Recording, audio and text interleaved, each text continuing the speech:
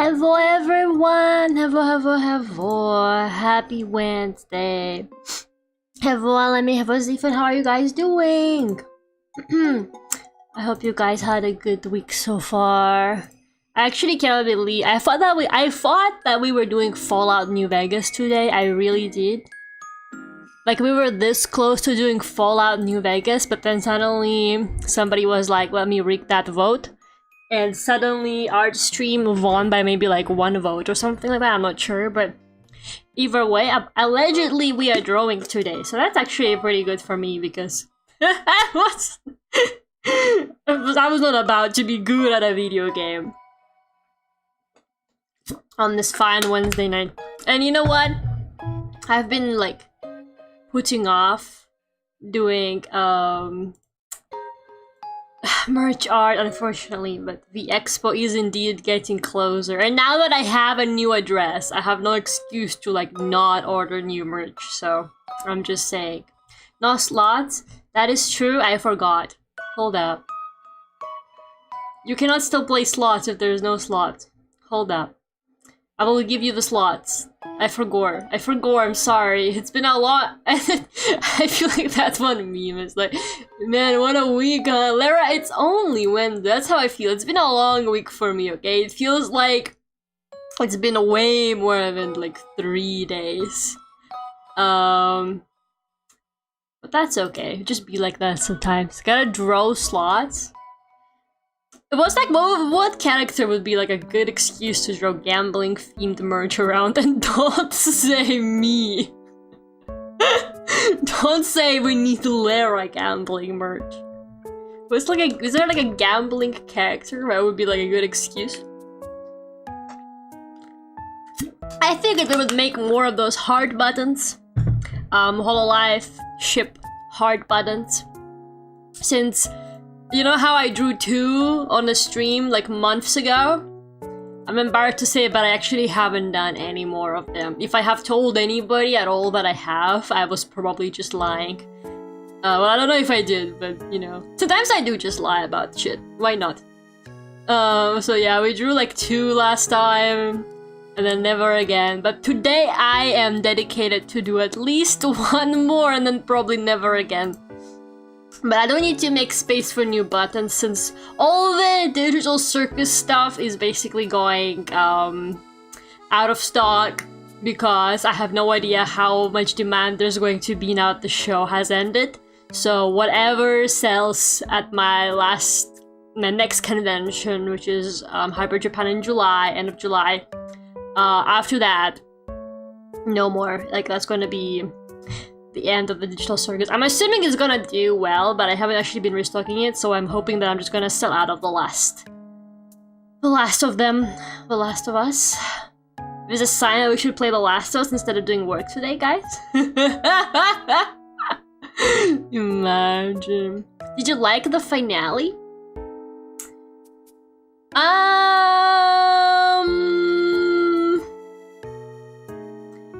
I liked it, but I wished there was more to it. Like, I didn't think it was bad, but I kind of wished there was more to it. Don't lie. I really wanted to know more about their situation rather than more about Jax. I just think that the episode was like really Jax focus, which I think is fine. And lots of people like Jax, so I understand, but it wasn't really for me because I've been a Jax hater since like episode 1. So the whole time I was just there like, where's the plot? I guess I wanted more lore. I wanted more lore, but I didn't really get that much lore. I got just sadness. I thought it was well done. And yeah, I said it before, but I'm really happy that somebody got to make it. I'm really happy that somebody got to make this, and it became so big. I think that's quite cool. But yeah, I didn't like the reveal very much. Like, they did it at the very beginning of the last episode. Okay, spoilers, but at this point it's free on YouTube. You should have seen it by now. But it's the way, like, at the very beginning of the last episode, without, like, even any... I don't know, just nothing to it. They just go, oh yeah, we're brain scans, by the way.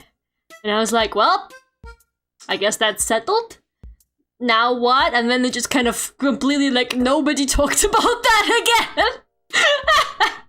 And I was like, okay, we're doing Jack's backstory. I'm just like confused, like, you know, why did Jax get like a backstory but nobody else did? I just found it really strange, but they were like, we're just gonna lock in on this one character. It was a bit random to me. I want the cool abstraction transformation. I actually did kind of like how sudden it was, like the way it just cuts to it. I thought that was cool. I guess you kind of got that in that one, in one of the previous episodes where Jax is lying on the bed and there's like this weird, like trippy sequence. That was like the closest he will ever get, but you know. I guess they didn't want to show it specifically because it's supposed to just, you know, kind of happen. It's supposed to be sort of shocking. I don't know, it felt to me like it was if Soma and I Saw the TV Glow had a baby. Does that make sense? I think it does make sense if you have seen both of those things. Digital Circus is kind of like Soma and I Saw the TV Glow like didn't hit me until like the last episode, but that's when I was like, oh. Obviously it's also inspired by I Have No Mouth and I Must Scream or whatever it's called. So I guess like it was like those three things combined. They kind of meshed together. I Have No Mouth, Soma, and I Saw the TV Glow.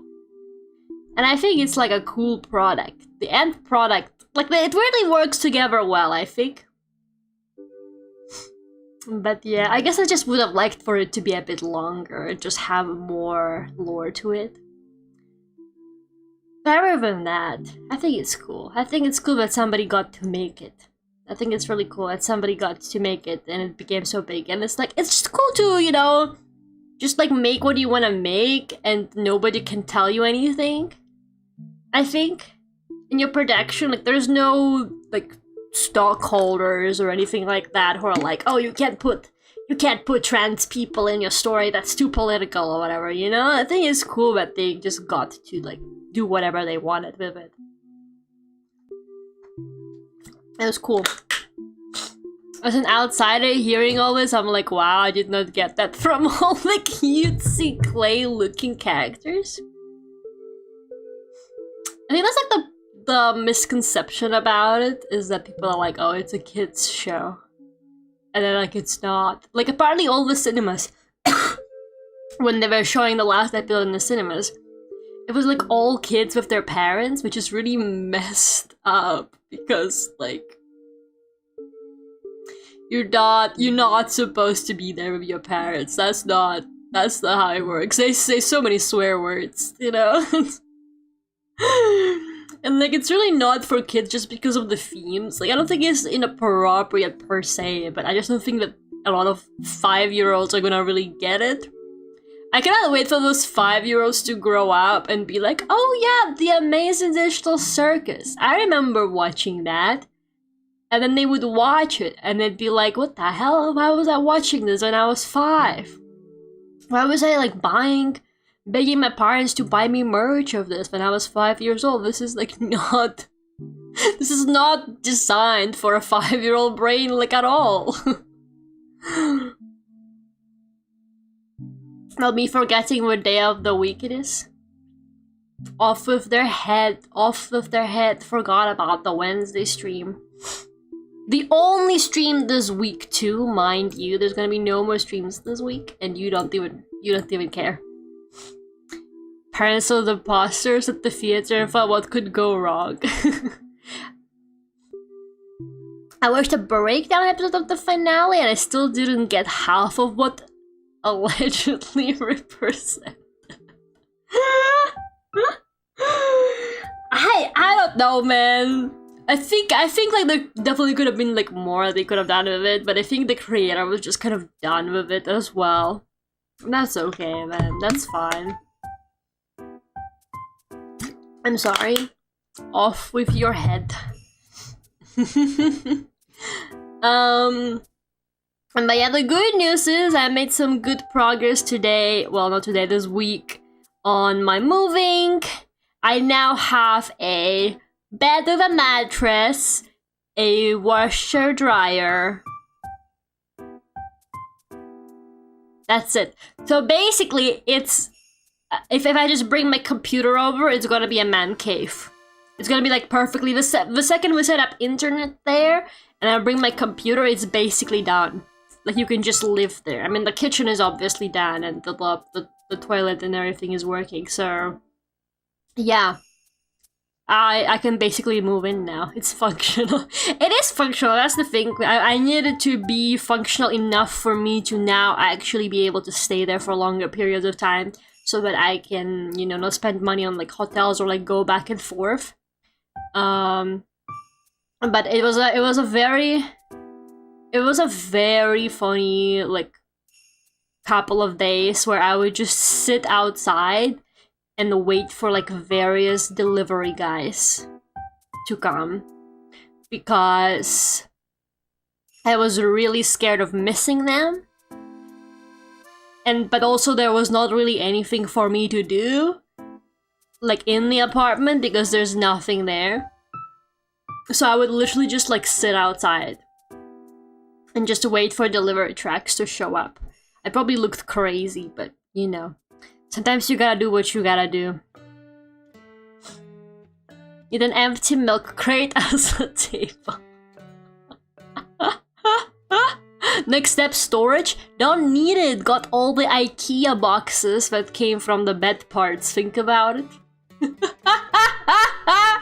Fucked up, man. I'm taking new board game. So true. Played by myself. So fucking true. I could get you a milk crate or two. It's weird when you're just waiting. I took a book with me. But the book ended up being like really bad. So I was like, I am bored, but I'm not that bored. The book was actually so terrible. I literally had nothing to do, and I preferred to just sit there and watch the cars pass by on the road than read it. That's how fucking terrible it was. Like literally, I was like, I would just rather stare at the street, you know, and like watch people and cars pass by. Like that's more interesting than reading this book. Gotta count the cars. You guys think it means anything if like the same car passed by like 4 times? There was like this track that passed by like 4 times. It was the same track. So I was like, this feels like something you're supposed to notice in like some kind of mystery or crime movie. Or like, you know, it feels like something that you're like, oh shit. Lost? I mean, I hope so, man. Maybe it was a murder truck or something, who knows. But yeah, so because I didn't have a bed, oh my god, the whole bed thing was so crazy as well. Like, it was just so unnecessary. I hate IKEA. Well, that's not true. I like IKEA's products, but I really don't like their service. It's actually kind of crazy because they've been in the business for ages, but I genuinely think their service fucking sucks. And I've fought that for years now. Like, I'm tired of pretending like IKEA is this pure angel that we cannot criticize. Just because their furniture is good and affordable, as far as furniture goes at least. For the quality that they give. Like, I understand that they have, like, basically everything you will ever need for your home all in one place. And that's fine, but oh my god, they need to sort their shit out. I'm being so serious right now. Like, I've noticed that ages ago, even when I was getting my first furniture on my own from them, which was like, the desk and the chair that I needed for my my dorm. What kind of dorm doesn't come with a desk and chair? Actually, that's not true. It came with a desk. It didn't come with a chair for some reason. I did have a desk, but then I needed a desk for my apartment, for my current apartment. They are known for furniture, not service. Yeah, but if they're trying to provide all these services to you, like delivery and assembly, shouldn't they have that sorted? It's been years, too. Hi, Quadruple, how are you doing? Dot, dot, dot. Why are you dot, dot, dotting? Are you a fan of IKEA? Literally was out there waiting around like it's the old days, bored, nothing to do but space out watching cars go by. It was kind of chill, you know, but my neighbor thought I was insane. Like, I only have one neighbor because, like, the house has 2 flats in it. So, like, my only neighbor is, like, this family. And so far, I've only met the dad, but I kept running into him because he was, like, constantly going out and stuff. And I was like, why not share in a dorm? Because that whole dorm was just crazy. I had black mold in my bathroom. It was insane stuff, man. But we're not gonna talk about that today, don't distract me. Maybe we'll go on that tangent later when I run out of shit to talk about. I'm also just gonna get on with the art, you know, since we're here. Since we are here, I figured today we can draw Narissa and Elizabeth Button. They look like I don't know how to explain it, and maybe this one makes sense to anybody but me, but they look like a yaoi couple in this. And I don't mean it like in a bad way. I just like the vibe this sketch gives me so far. I'm like, yep, that's yaoi couple coded. I don't know how else to explain it. This is all I've got, guys. This is all I've got. They look like a yaoi couple here. It's just how it be sometimes. Also, go to that side, don't talk to me. I mean, one of my dorms had a moldy shower too. But did they try doing anything about it when you told them? Also, the pigeons. Don't forget about the pigeons, man. Never forget. Never forget about the fucking pigeons just living in my kitchen at my dorm for no fucking reason. Never thought plenty of time to get acquainted with those shenanigans. I sure hope they don't gonna actually hear me, because I think, as far as like the way the house is structured, I do not think they're gonna hear me stream. Or at least I hope so. I also have carpets, and so the whole thing is carpeted, which I think is like the only bad thing about the place. But carpets are pretty good at sound isolation on top of everything, right? So, you know, at least there's that. But I really, like, unless maybe their windows go where my windows go, I don't know, because it's a really weird house. I really don't think they're gonna hear me. And everything there, like, the walls are thicker, and the whole building is newer, and the windows are double glazed, and have actual plastic frames. So, like, I really don't think they're gonna hear me, at least not with the door closed. Like, it's probably fine. I mean, maybe they will hear, like, kind of like, you know, like, kind of muted, distant voice, but I really don't think they're gonna be able to, like, make out anything, so... I'm kind of chill about that, at least. I'm not too worried. A pigeon keeps nesting in my yard, but can you really call it nesting? What do they do? Can you really call it nesting? It's more like they're just crashing in your yard. They're like, hey, can I crash here and have babies? And you're like, what? And then they just do it. And then they just leave like a couple sticks there, and then they're done. It was Molly moved in, yeah, same for me. But yeah, basically I kept running into one neighbor, and he kept seeing me like outside. And he's like, what are you waiting for today? And I'm like, oh, you know, the bed delivery, oh, you know, the washing machine. And I was just like, oh man. But basically my gripe with IKEA is that they literally, like, their delivery services fucking suck, okay?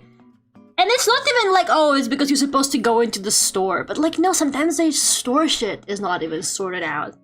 A lot of their stuff is like, you will look on the website And the website is like, no, you can't come pick this up at the store, you can only buy this online. And it's like, why? Or some stuff, they will have it at the store, and I'm like, but they can also pay for it at the store, but then order for them to deliver it, and you're like, okay, that's cool. And then I remember when I was getting my chair, it was a heavy ass chair. It was like a gamer chair, you know. I didn't know IKEA makes gaming chairs. It's a good chair. I still use it, but still, I was like, hey, I really like this chair. Like, I already paid for it, mind you. And they were like, yeah, you can just get it, and then you can ask for it to be delivered.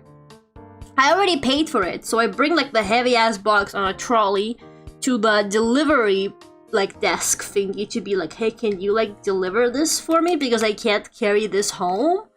And they were like, sorry, we don't deliver to your address. And I'm like, well, I already paid for it. The fuck you want me to do now? Like, what do you mean you don't deliver it to my address? I live in the same city. Like, this is I'm not even, you know, like stupidly far away from where that IKEA was. I was like, why don't you deliver to my, what do you mean? It's like the only IKEA in the area. Like, why wouldn't you deliver? Like, what are you talking about? So that shit had me like pissed off. And so I had to carry that heavy ass like IKEA flat pack to the like back to my dorm, which was like insane. IKEA secretly hates you. Maybe they do. But, you know, I was like, it's okay, I'm putting my differences of IKEA aside, ordering new furniture. You know, maybe we can still get along, IKEA. No, we fucking cannot, alright? I ordered a bed, okay? That's all I ordered. Because I was trying to order lots of furniture at once, but it was giving me like, oh, you know, we can't deliver always at once because we have some of these things that we don't have others in the warehouse, whatever. I was like, okay, sure, just give me the bed. So I put only the bed in my, okay, bed and mattress. I put only the bed and the mattress in my basket, and I'm like, hey, and you can choose the delivery day. So I'm like, can you deliver all of this on Tuesday or whatever? They're like, yeah, we're gonna do that. And then 2 guys from IKEA actually show up.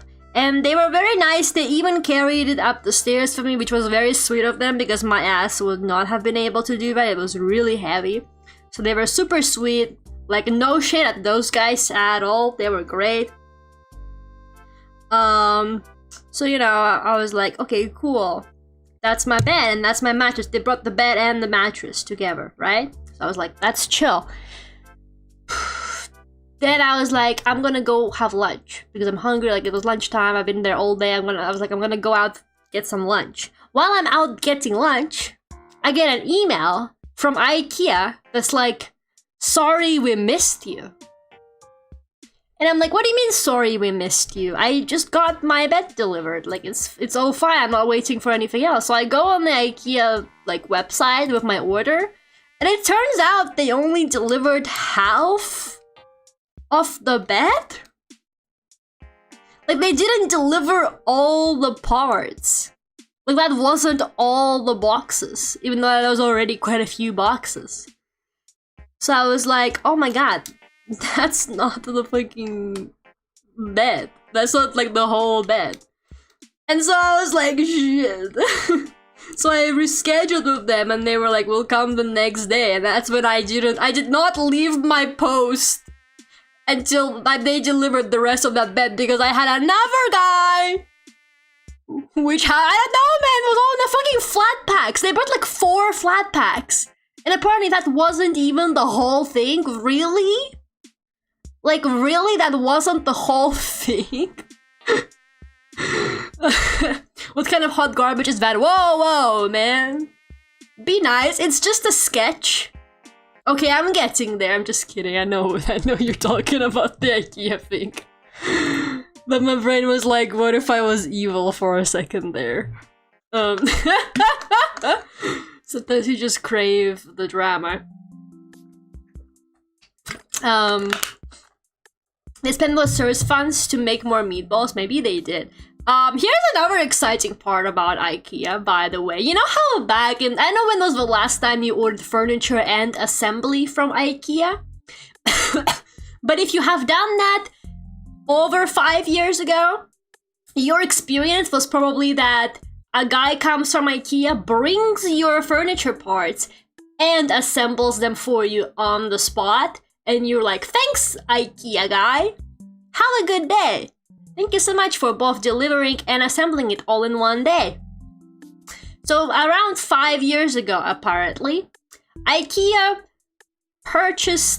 fired all of those guys. And then they purchased TaskRabbit, which I didn't even know was a real service. I thought it was a thing I saw at a sitcom that was meant to be a satire of capitalist society and gig economy and hustle culture, or whatever you want to call it. Okay?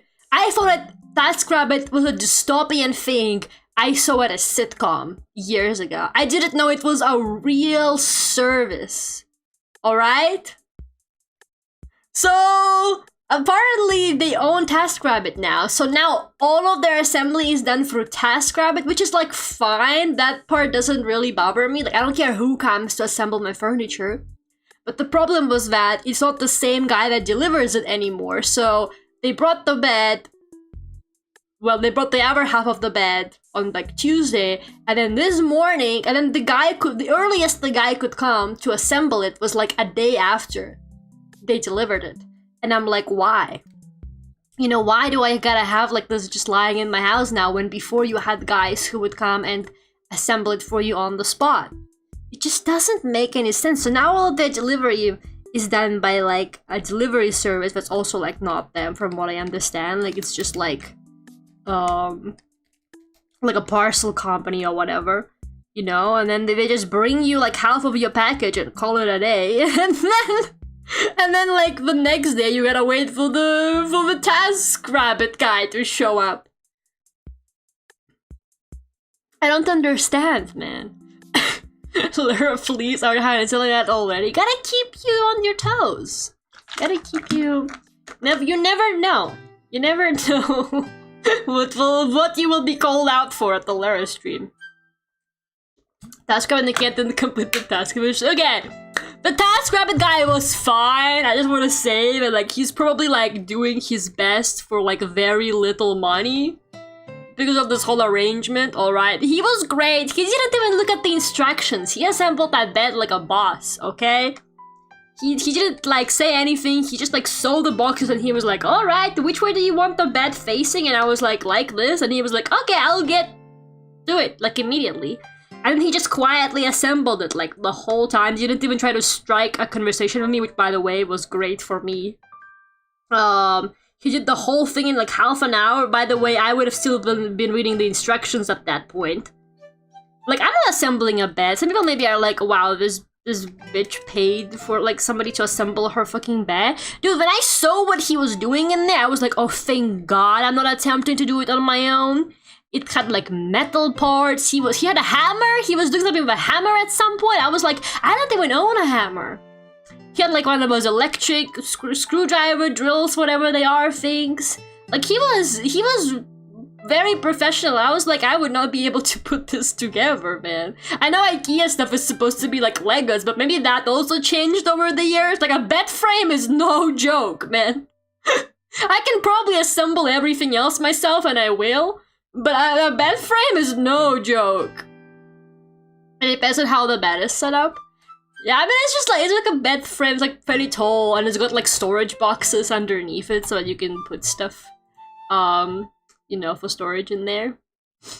But yeah, it's a nice bed. The mattress is very comfy. But still, man, I was like, I'm not. There's like metal frames in this thing. Hi, Alexify, how are you doing?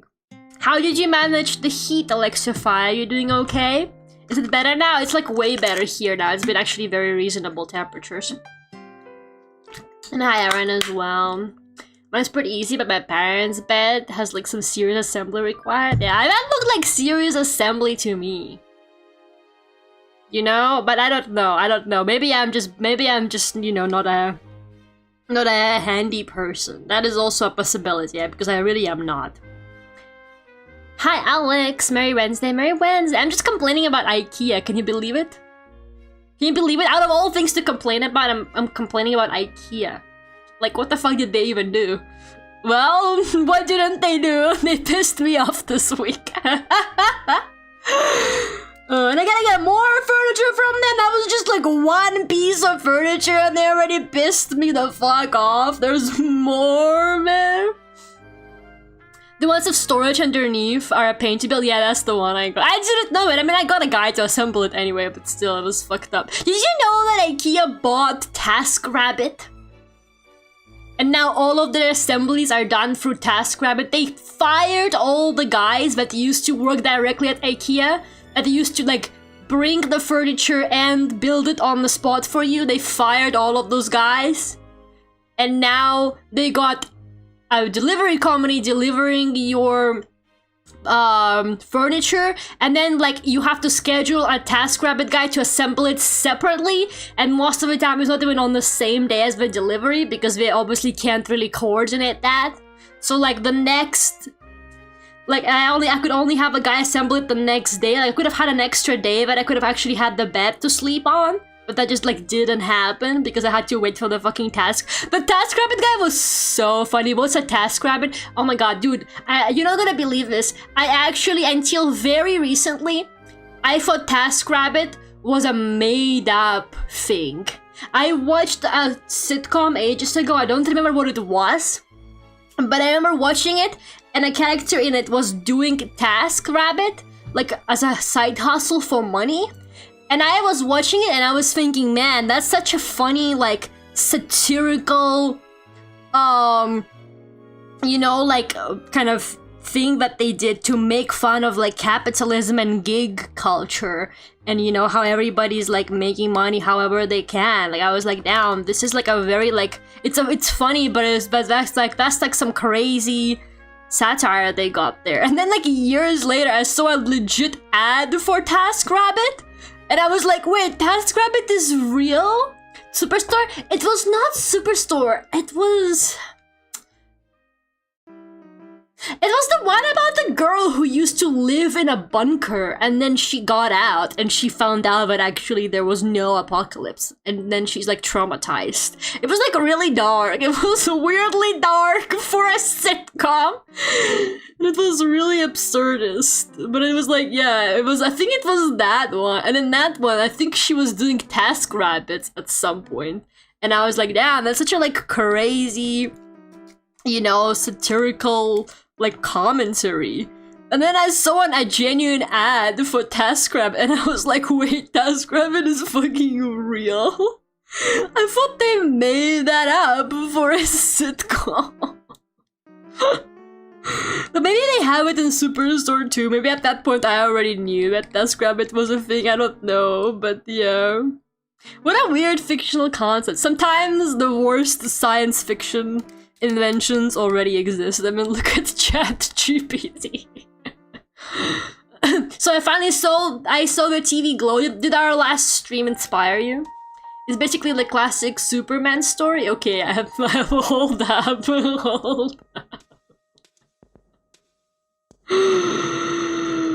What? You see, I've never seen a classic Superman story, so now I'm like, what? Art imitates life and all that jazz, yeah. But yeah, basically to answer your question, sorry, I got a bit carried away. TaskRabbit is... it's like Uber, or like, you know, Uber Eats, but you basically are like, I need somebody to, like cut the hedges, trim the hedges in my garden. And you pay somebody on TaskRabbit and they show up to your house. Like, it's basically like that kind of like freelancer, like gig service, but for shit to do around your house. You're like, I need somebody to help me move. And this guy comes with his truck and he moves all of your shit. It's like basically like a cheap service. You're like, I need somebody to assemble my furniture for me. And this guy shows up with his own tools and he assembles your furniture. It's like a gig-based thing where you can basically just pay them to fucking do anything for you. Like you can be like, I need you to like come in and fix my bathroom or repaint my bedroom walls, and a guy's gonna show up and repaint your bedroom walls. I've never used it in my life. I never thought I would, but apparently IKEA bought it. So now all of their assembly services are done by TaskRabbit. So like it's against your will. It's completely against your will. I paid for assembly, and they immediately were like, we created a TaskRabbit account for you. And I was like, what? And then they were like, you now are getting matched with a tasker. And I was like, what? The guy was chill though. He was chill, you know, like he came, he did his job, and then he left. It was really funny though, because he messaged me like the day before, because he was supposed to come like in the morning, but I think at maybe like 10 or 11, I don't remember, but like, you know, not like super early. And I was fine with that, but he messaged me the day before, and he was like, hey Lara, I got a dentist appointment at 10, can I come before? At like 8:30, and I was like, oh my god, this man is going to assemble my bed at 8:30 a.m. and he didn't show up. He didn't show up, so thanks for that, bestie. At least he kept his word, and I didn't wake up early for like no reason. But yeah. It's thankfully better this week, 24, 28 degrees. Yeah, I'm glad to at least hear that it's better. It's gonna get hot again here next week though, which is like really messed up. It's actually not as bad where I'm moving, so at least there's that. I guess that's why I gotta move ASAP, man. Hi Frogger, how are you? Lara has fully assimilated into London, paying for someone and be like, go do it for me, Pez. I don't know how to put together a bed frame, okay? It's got storage underneath. I'm gonna do everything else myself, just you watch, okay? But I don't even have a hammer, okay? He was using a hammer for something. If I did that bed frame, it would have come out crooked AF, okay? Like, that shit would have been messed up looking. For the man who has everything is about Wonder Woman and Batman going to the Fortress of Solitude to celebrate Superman's birthday, only to find an alien parasite attached to him, which has placed him into this dream state where he believes he's living a totally different life on Krypton. So it's the Matrix. So Superman copied the Matrix, and then I saw the TV glow. Was like, what if we did a bit of both? No, but I saw that you gotta understand. I saw the TV glow. He's actually a trans metaphor, okay? It's actually all a trans allegory. You gotta understand. You gotta understand. Oh, I'm gonna be so honest with you. I think if I didn't hear before I watched it that it's a trans allegory, I think I also would not have picked up on that shit. I think I would have understood like the general themes, but I probably would have not like that probably would not have been like my immediate interpretation, if that makes sense. But because I already knew that everybody has been like basically describing it as like a trans horror movie. So I was like, oh, okay, let's watch the trans horror movie. So I was like, oh, okay, I guess it does make sense. Like, I see it that now that I know. Like, I saw it because I knew what it was supposed to be, but I honestly have no idea if I would have actually understood that, because stuff like that does fly over my head sometimes. So Superman is trans. Yes! Yes! The parachute being bright color was a dead giveaway, Lara? What parachute? You gotta use this of a hammer, it'll be a good hardware advertisement for the male audience in chat. True. I'm gonna be like, hey guys, I'm gonna post it on my YouTube community, and it's gonna get like a stupid amount of likes, like how the screwdriver did. The men are gonna be like, yes. What if I put some cute stickers on the hammer?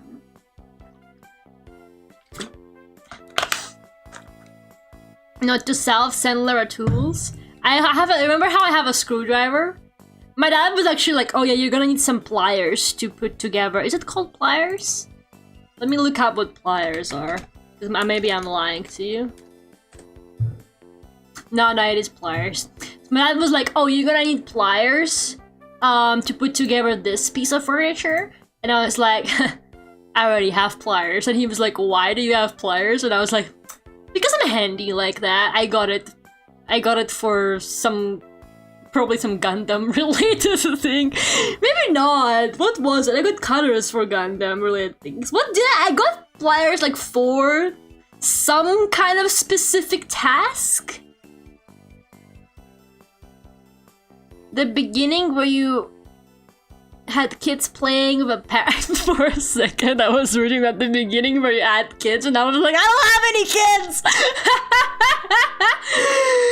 Had kids playing with a parachute in gym class?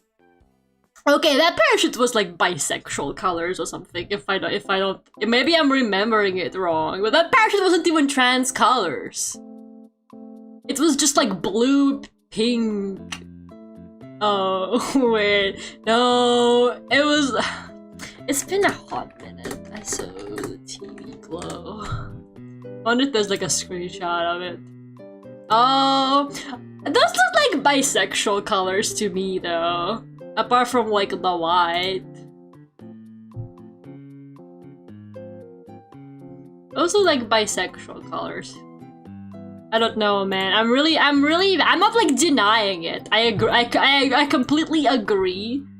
But this stuff does go over my head sometimes. Talking about this. This looks like the bi flag to me, apart from like the white. Because trans flag doesn't have purple in it. So I don't really think the parachute, well, I don't know, maybe everything in that movie has deep meaning, but I don't think the parachute has any deep trans meaning. Maybe it does, maybe I'm the crazy one. Maybe it does. That doesn't, I know, right? It looks bisexual. It does look bisexual to me. So I don't know. I don't know, I would not have seen that parachute and immediately been like, oh my god, dude, this movie's a trans allegory. Like, stop, literally stop fucking lying. You also just knew it immediately because you were already told that. Like, you only thought that because you were already conditioned to see that movie as the trans movie. Like, don't play, okay, don't play. Don't even joke, lad. I know you like, you think you're better than me or whatever for picking up on the metaphor, but like, no, you were not. You already knew about the meaning of the movie, therefore, the whole thing was already like, you were already predispositioned to seeing it, is what I'm saying, alright? I understand, media!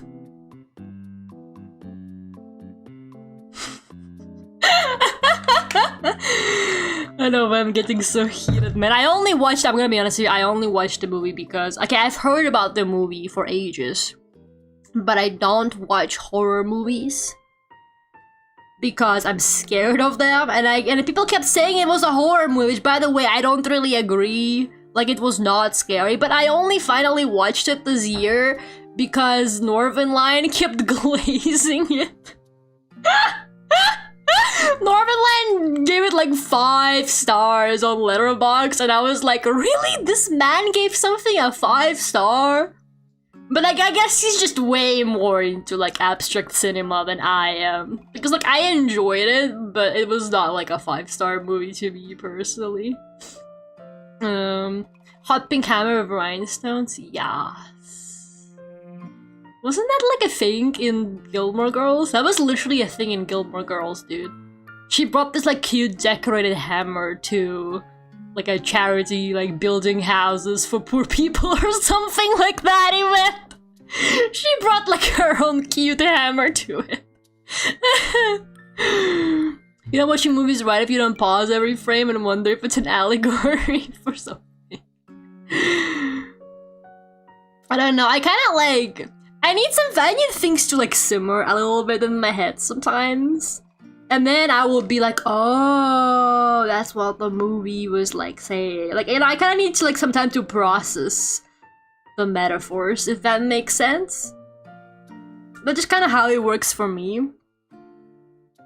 I don't know, maybe that's how it works for everybody.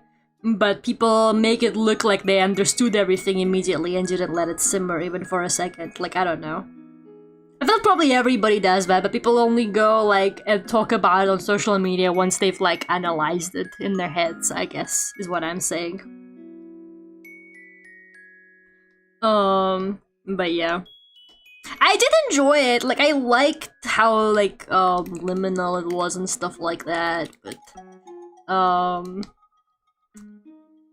I don't know. I kind of went into it thinking that you know what I didn't like about it? I weirdly enough, even though I'm like, oh, it was an abstract movie that like, you know, it was like, you really gotta lock in to understand it. But actually, I didn't like how much it was narrating. Like, if I remember correctly, it had so much narration in it. Like, it literally just like, the characters would just like look at the camera and then just like lore dumping on you. And that's what I kind of felt like, man, I really wish they were just showing it to you through visuals. Like, it just kind of felt like the movie, even the movie didn't trust you to get the metaphors, bruh. Even the movie was like, anyway, so here's what happened. Like, the characters would just like straight up sit there for like, and like go on this 10-minute long monologue where they explain and everything to you in case you're confused. And then I went into the fucking comments. I should stop doing that on like the Russian websites where I watch the movies, and everyone was like, I didn't get this movie. And I'm like, they fucking, like, the character looked at the camera and told you everything that happened.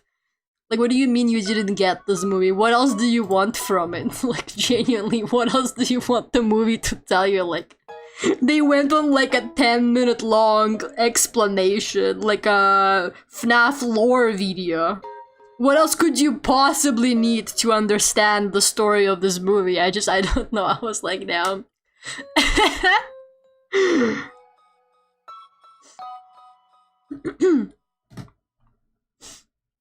Perhaps the parachute was just purple. So true, Mesty. That's what I think sometimes as well. Let's get you a Hello Kitty hammer. We should get me a Hello Kitty. You think there's a Hello Kitty branded like tools? I swear to God, there must be. Man, I saw such a cute little like case once at a store, and I was like, this would be perfect for Gundam tools. But I didn't really have a lot of money, and I was like, do I really want to spend like 20 pounds on this like cute retro case? But I keep thinking about it, you know, I keep thinking back to it, and I'm like, I should have gotten the cute case to put my Gundam tools into. But now it's gone. The moment is gone. I will probably never find it again. It was so sad. I watched that movie because of the screaming scene. And the AI garbage that they drew at that scene was completely incomprehensible. Not the fucking AI summaries of movies. No, dude. The AI summary of I Saw the TV Glow actually might be funny to watch if you've seen the movie. Because, like, there's no way the AI understood what happened. Like, you know, there's no way the AI actually comprehended. I got the rage baited into watching the whole thing. Did you enjoy it, though? What do you think? What would you give it on Letterboxd? Surely there are Hello Kitty too, that's what I'm thinking. There's like Hello Kitty everything. There's a Hello Kitty toaster, you guys. Okay, she's serious. The fact that she didn't rank even like top 3 for the Sanrio rankings, by the way, is fucked up. And everybody's going to hell for that. Because, like, excuse you, don't forget who made you, Sanrio, okay? She walked so that all of their other fuck-ass mascots that nobody gives a shit about could run. And they were like, oh... And now people are forgetting her. People are literally forgetting the queen. It's literally like that one Hyperdimension Neptunia plot with the Dreamcast girl, man. They're forgetting the one who created them. Like, what the fuck? Hello Kitty's watch is not washed! Don't say that! She's literally the greatest ever. You'll leave her out of this. Never say her name again. Leave her name out of your mouth. Your filthy, filthy mouth. Never even look at her. Okay? Leave her alone. Stay away from her. Get a job. Stay away from her. I like when a movie ends and I feel so confused and I'm just going to think about it all day. I think it's definitely like one of those movies though. I think it's a good movie. I just wouldn't say that like it was a 5-star movie for me, but I enjoyed it. And I think that even if you don't look into like, you know, if you're like, oh, I don't, some people are like, oh, I don't relate to this, therefore it's bad. But like, I think even if you don't relate to like the trans,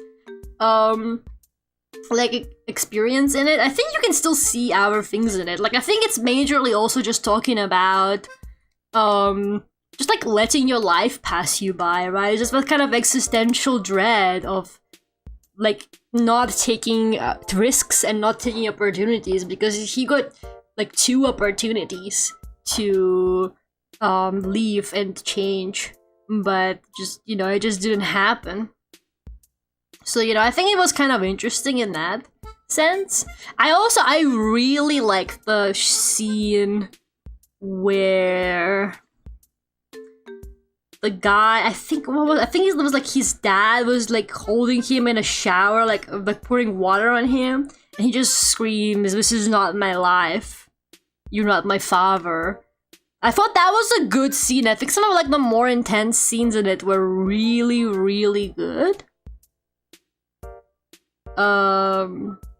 But yeah, I don't know. I think it was a bit too art housey maybe for my taste. I don't know. I don't really watch a lot of that kind of abstract stuff, so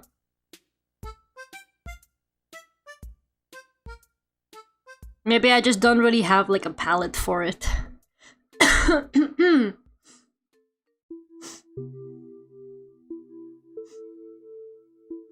It was a pretty enjoyable watch, even about the trans allegory. I think people could relate to feeling of being somewhere you don't really belong. Yeah, like I think it was overall just like a relatable message for everybody, even if you can't really relate to like it being like a trans story. Like I think it's a pretty universal story. I think it was well done in that regard. I think there's like multiple interpretations what you could come up with. Like, you know, I'm not saying erase the obviously intended trans allegory, but I'm just saying that like I think this is what art is all about, right? You can just come up with your own ideas for it. But I really like the aesthetic. I thought it looked great. I remember thinking that like the vibes and like they really nailed like a cheesy 90s TV show feeling as well, and like their favorite show. I thought it was kind of cool. Although at first I got kind of excited because I thought that their favorite show was gonna be kind of like, what is it called? Like the Twilight Zone or something like that. But then I realized, oh no, it's like a girl. It's like a superhero girl show, but like a kind of creepy or something. Because I was like, oh, maybe it's gonna be like about like supernatural stuff or something like that, but that didn't really happen, so I was a bit sad about that. But yeah, I think it was very enjoyable for sure. It's a good mark of well-done media. It can still have its main message, but can resonate with many people. That's what I think as well.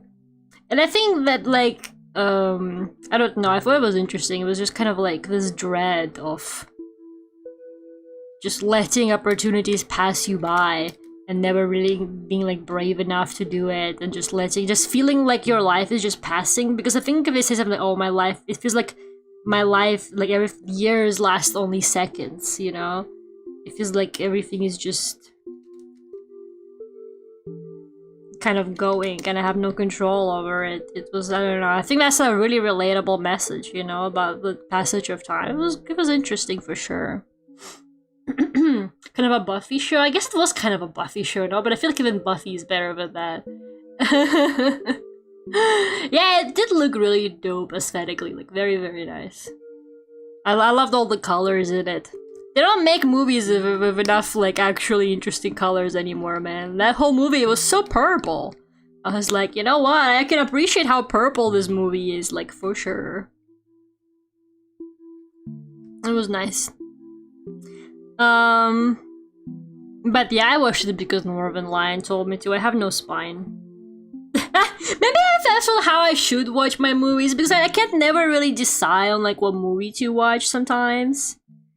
And Northern Lion is always talking about movies, so sometimes I will just like note what movies he's like really talking about like multiple times, but he really liked it.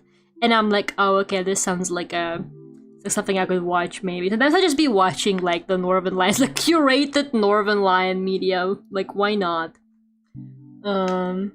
Movies are just blue and gray now. Don't forget a little bit of green in there as well sometimes.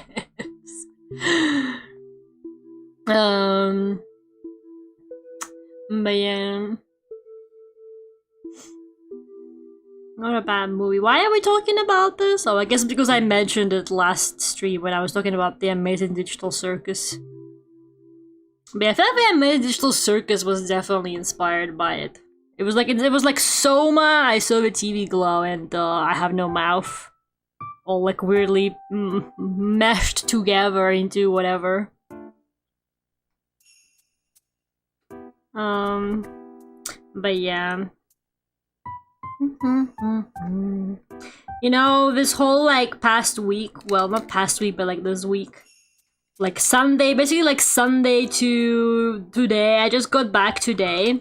I have been staying at I've been staying at like a hotel, obviously, because I couldn't sleep at my house because there was no bed, man. My mom was like, bring a mattress and just sleep on the mattress. And I was like, oh, I'm sorry, you want me to like carry a mattress with me on the train? And she was like, yep, I'd do it. And I'm like, okay, then why don't you do it?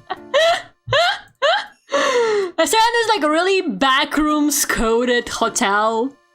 It was like, you know, like a decent but like fairly cheap hotel, and it was like extremely backrooms coded in there. Like all the I know hotels are pretty liminal already, but I don't know, just the way it was structured and stuff, and the way the corridors looked, I was like, yep, I'm in the fucking backrooms. And it's so funny because I feel like most people there were on some kind of, I don't know, work trips or whatever. It was like just like me and then a bunch of just like, I don't know, old people and then like men on business trips. Which, by the way, I didn't even realize that business trips are real, okay? But clearly those men were on business trips because what else could they be doing there? I didn't know business trips were a real thing. I thought it was just something men made up to cheat on their wives. Not gonna lie, I was like, oh, people like actually go on business trips? That's crazy, man. But either way, moving past that, what do you mean they weren't real? I thought, no, it's just something you always hear about in movies, but then it's always just cheating. So I thought that, I just thought that like, there's no such thing as an actual business trip. They just tell you that they're going on one and they like, go see their lover or whatever, you know what I mean? Yeah, business trips are real?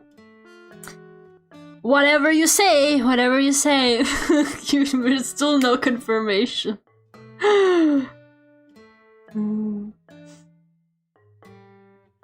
When do you think business gets done? Not on the business trips. I don't think anything gets done on the business. I think if business trips are indeed actually real, which by the way, I'm still not 100% sold on that. I don't believe that any work gets done on those. Like, even if they are real, there's absolutely no way they're actually productive. Like, can I be for real with you? Like, I simply do not believe that, like, any work gets done on a business trip. That cannot, like, possibly be true, man. Like how single moms have to go in the weekly neighborhood association meetups? Okay, what are you implying now? I went on a business trip in February. I mean, that's chill, dude. You know, I mean, I'm not gonna judge or anything, but maybe you should talk to your wife. I'm just saying. Maybe, you know, if the relationship is not going the way you want it to, maybe cheating is not necessarily the answer, is what I'm saying. sit in a room with other men and smoke cigarettes and drink brandy. That's you're describing like a mafia meetup. Like, you're describing like what I imagine happens in like crime syndicates or something like that. That is not what I imagine as a business trip or whatever. Like, where are they even coming from? Why are they going to the place? It just doesn't make any sense, man. I don't think... You can just do everything over Zoom now. Can't you? Like, why would you do a business trip when you can just do everything over Zoom now? It doesn't make any sense. You know what I'm saying?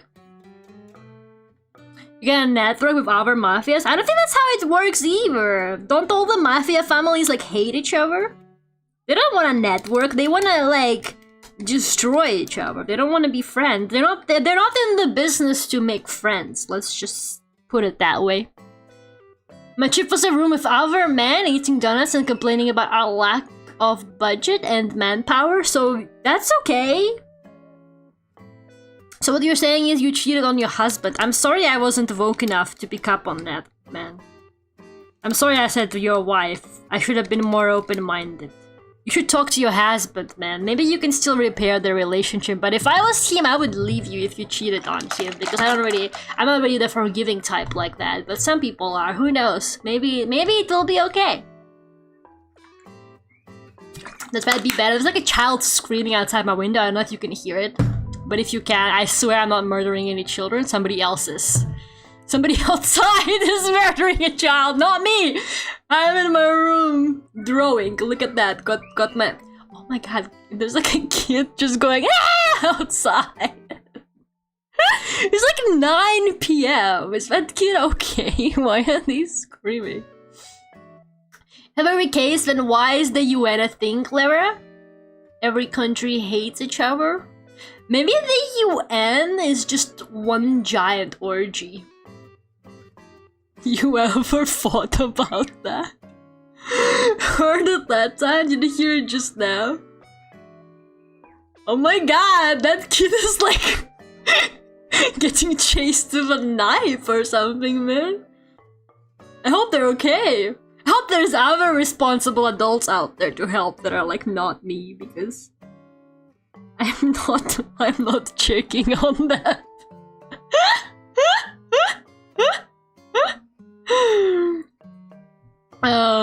What was I saying? Oh yeah, anyways, so I was at this very like liminal hotel. It was like, I think that was like the closest I will ever get to like an American experience, if that makes any sense, because the hotel was, so I tried to pick something that's like fairly close to where I was moving, but you know, there's not really a lot of hotels in that area just because it's like a very residential area. It's not really meant to be for like tourists or whatever. So I picked like the closest hotel I could find that was like decent in quality, and it was like in this very strange area. Like, it was basically kind of on a highway, and you had to like cross the highway to get to any like places like stores and shit like that to get some food. And to the bus stop, I as well always had to cross like this six lane highway, which was kind of crazy. Speaking of lanes, high lane, dude, I'm kind of oh my god, that child needs to shut up. But I'm actually being really funny today, I think.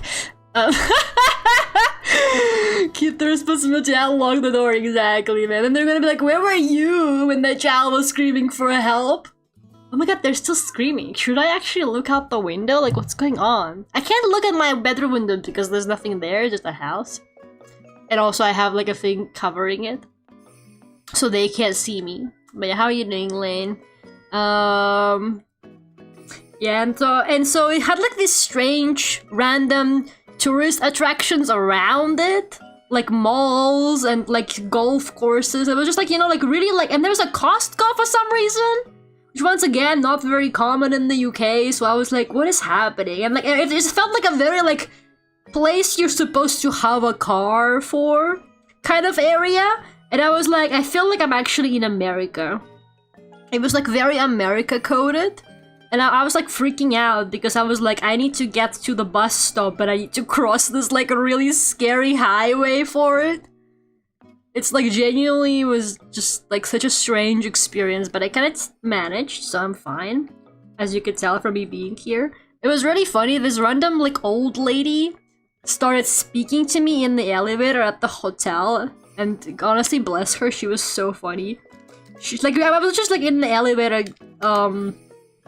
with her, and she just starts randomly speaking to me, and she just goes, "Ugh, the tea they give you in the room is Earl Grey. I don't like Earl Grey."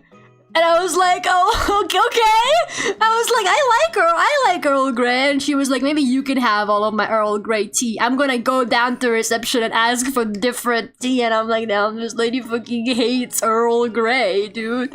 She was like, the tea in their room is Earl Grey. They ruined. They fucking ruined. Little America, exactly. Hi Drizzle. Oh my god, Yuri. I know, right? I don't know how to explain it, but they look like a yaoi couple in this drawing. I said it earlier. Does anybody else get what I'm saying, or am I like insane? I don't know how to explain it, but they look like a yaoi couple. It's just like the vibes. Maybe it's like the expressions. I don't know what it is, but this drawing is like weirdly yaoi coded, even though it's a Yuri couple. What's that all about? I'm literally more into Yuri than I am into yaoi, despite what some people might believe because of my behavior and the things I say. It's like I'm a yaoi LARPer. I actually haven't watched BL like in ages, man. Sharper chins? Maybe it's the chins, yeah. Hands need to be bigger there.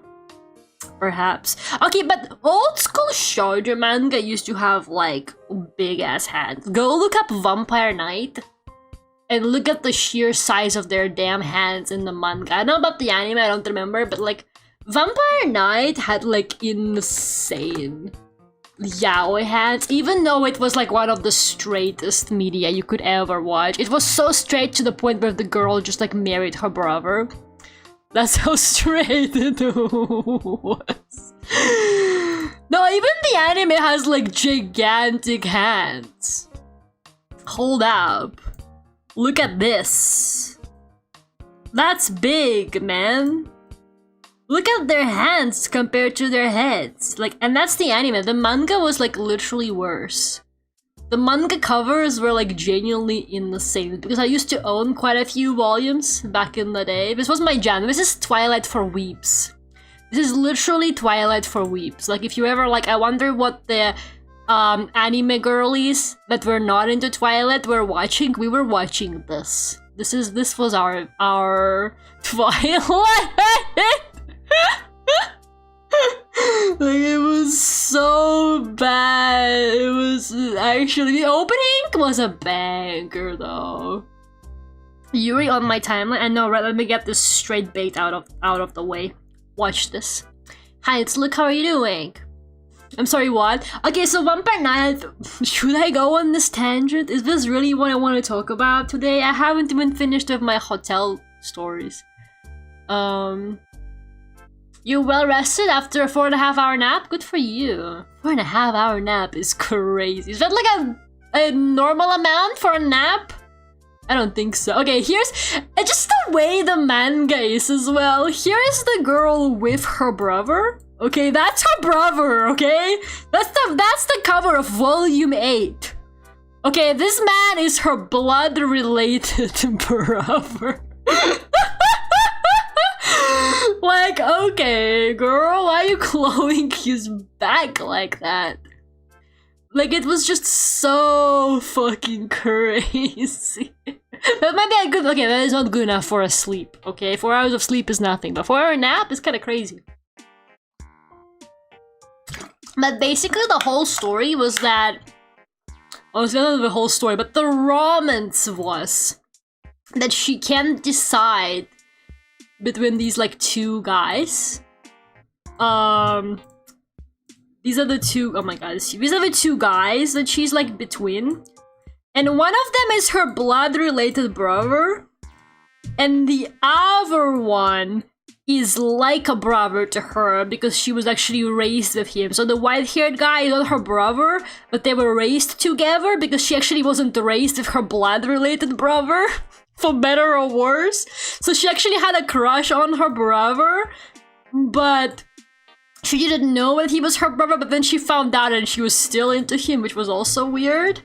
But this guy, he wasn't her actual brother, but they were like raised together since childhood. So like he was like a brother to her and she was also into him.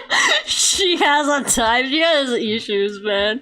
She has fucking, it's so concerning. I ate that shit up when I was like 12 years old. It was so good. Also, the white-haired guy has like an evil twin. He's got like another brother, like who's exactly like him. It's kind of fucked up.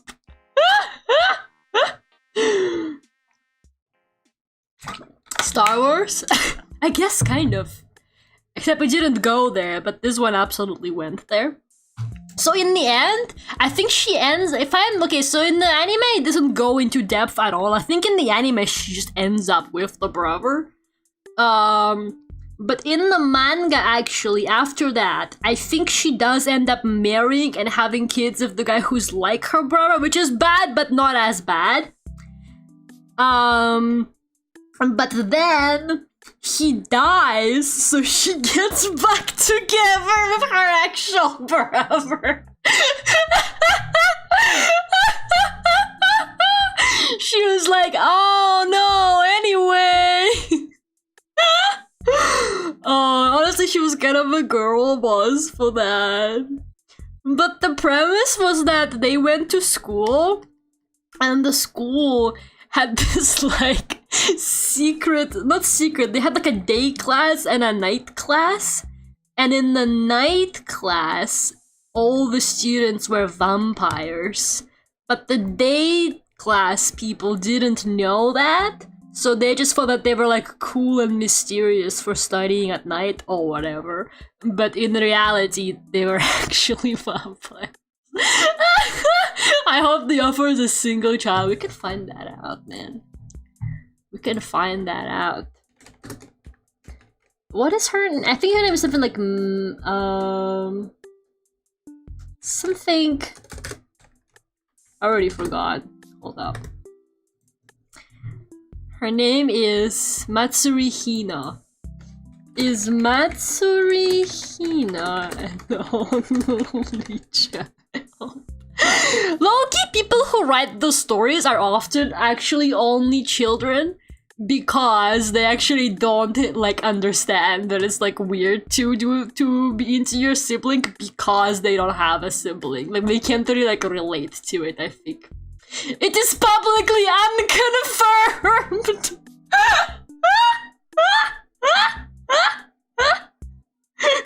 Guys, they don't know, nobody knows! It's a Schrodinger's incest. Oh, that is so funny. Hi, Fress, how are you doing? Thank you so much for joining us on this conversation. That's so great. Hope you're doing okay. I did know about the anime ending, but not the manga one. Oh, the manga like just keeps escalating. That like often happens, I think, especially for all of stuff that came out during that time. They were just kind of like half-assing the endings. And then the manga was like getting even wilder. I found out that XXX Holic is like still going. Isn't that insane? By Clamp? I was like, that's still fucking going? That was actually crazy to me. Okay, I think that's nice enough framing. Concerning. We don't know, man, we don't know. I think they ever had some issues to work out. Oh, it was kind of a nice watch. If you're 12 years old... It's kind of a nice, even with a 12-year-old who's into vampires, like you're trying not to think about it too hard. It's kind of, it's low-key fire, man. The opening, oh man. I can hear it right now in my head if only the Animal Crossing music wasn't playing over it.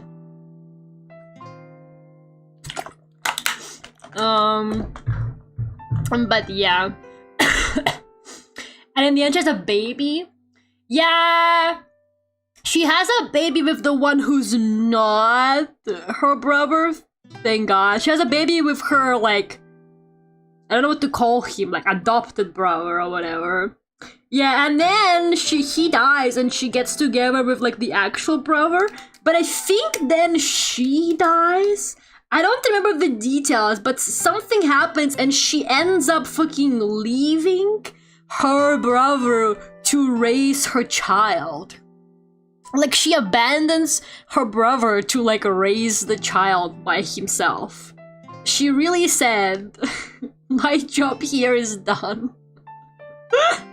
So then he's just, like, basically raising her kid. But I think she's, like, dead if I'm not wrong, but I'm not 100% sure. It's been a while. So, yeah, that was a fun experience for me, for sure. It's always like the vampire shit at the scene of the crime as well. Like, I know a lot of anime tends to be kind of unhinged in that regard, but I feel like every single vampire anime is somehow unhinged. Like, there's no vampire anime where you're like, yeah, I could recommend this to my friends and family. I could totally recommend this to my friends and family and it will not be weird. You know? They just don't really do that in the vampire genre for some reason. They do have that reputation. It's so crazy. I thought you meant she left for milk and left him with the kid. Well, she did. I'm not sure. I don't remember why exactly, but like I think she died if I'm not wrong. But I do remember that like in the end, it's just him alone with like her child. And he's like, well, because I'm a father now. He's raising the kid of his like ex-girlfriend and her like half-brother boyfriend or whatever. It was so fucked up. Like, what was that anime where it was a guy just between his stepsister and teacher? And turns out the teacher is also his sister. Domestic Kanoja! It has such a good opening too, man. It's always like a really good opening at the scene of the crime as well. They will give like the most messed up show, like the best opening. It's on my playlist, man. You can take that opening from the cold dead hands. Okay, I don't care. That opening is a banger. The anime, haven't actually watched it, just aware that it unfortunately exists. Does JoJo's count? I actually don't know. You know what? Whenever I would, because back in the day, vampire genre was my favorite. So I would watch anything tagged with vampire in it. And I remember JoJo kept like popping up whenever I was looking up like vampire tagged anime. And I was always like, don't piss me off. Even back then, I was already like, I'm not watching that. But yeah, it kept like fucking giving me like JoJo whenever I would be looking for more vampire anime. And I'm like, stop recommending me JoJo, I'm not watching that. The art style is ugly and I'm 12 years old and I'm really judgmental right now. I don't want to watch it, it looks ugly.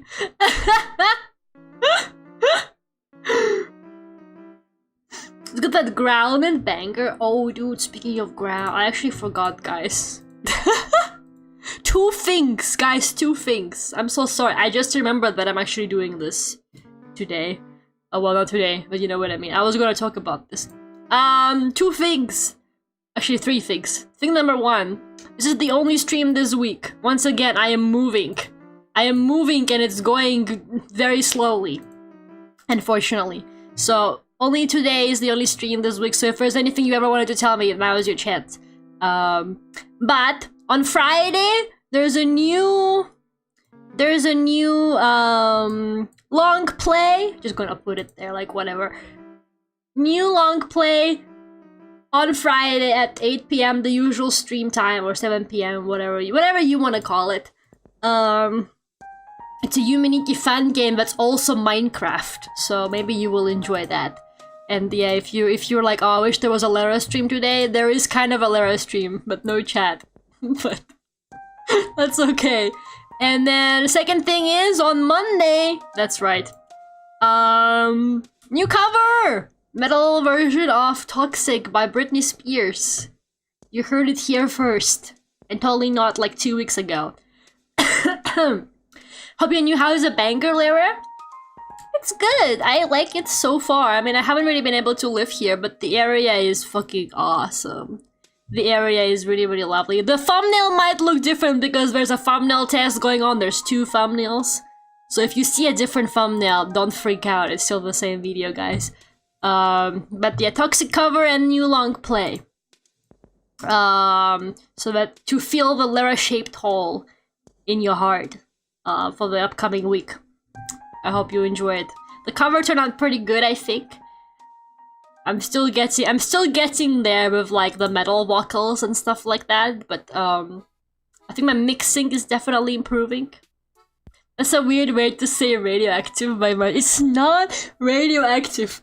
I should have never planted that thought in your mind, you guys. Like, what am I gonna do now? How am I gonna deal with this? But yeah, I hope you guys enjoy it. There's no premieres because I don't know if I can be at the premieres, obviously. So they're just gonna be scheduled and posted. But yeah, please check them out. Please check them out. I would really appreciate it if you guys do. Anyways, back to the art. Back to the Yuri. Yuri anime recommendation for you, Lara. Vatanare, there's no freaking way I'll be your lover unless... I've heard about it, but I don't know if I want to watch it. I'm not that into slice of life stuff lately. Toxic's such a banger song. I know, right? I was singing it at a karaoke in my, for my birthday. Then I was celebrating it with my friends. I went out for karaoke. And, I was like, oh, let's do Toxic by Britney Spears because like a mainstream song I actually know. And then I was like singing it at karaoke and I was like, damn, this would actually be a banger metal song. And then that thought like wouldn't leave my mind. And then I got like really into Toxic the original. Like I just kind of spent 3 months, I think, just like listening to Toxic by Britney Spears. I was just like sitting there like in my room just like looping that shit. And I was like, damn, I forgot how good this song sounds. I haven't listened to it like in a hot minute. But I was like, I forgot just what a banger this is actually. So yeah. And then I finally had some money, so I went ahead and I commissioned good old Kusabi. As always, they do like an amazing job at the metal arrangements. They did like awesome job with the instrumental. It sounds really good, so I hope you guys like it.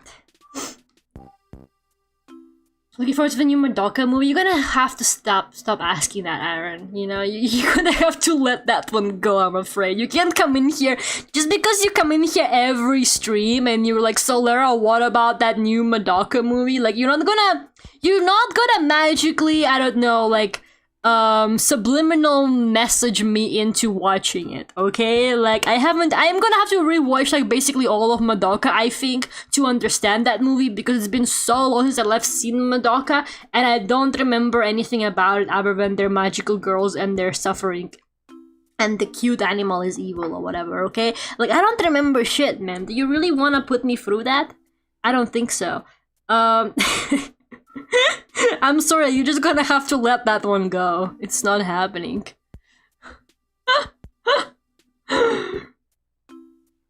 I realized I spend my day coding colors and listen to death metal, but the hell is coding colors? What does that mean? How do you code colors?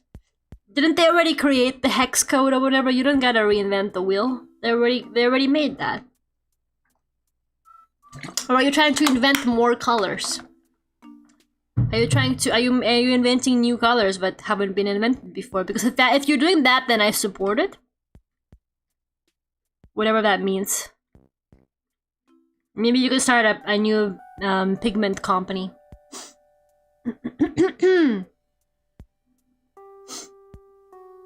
Try to mathematically work with RGB values. I don't know what that means, actually. Lara, I just want to thank you for being a banger person, for saying banger so many times. I can sleep well tonight.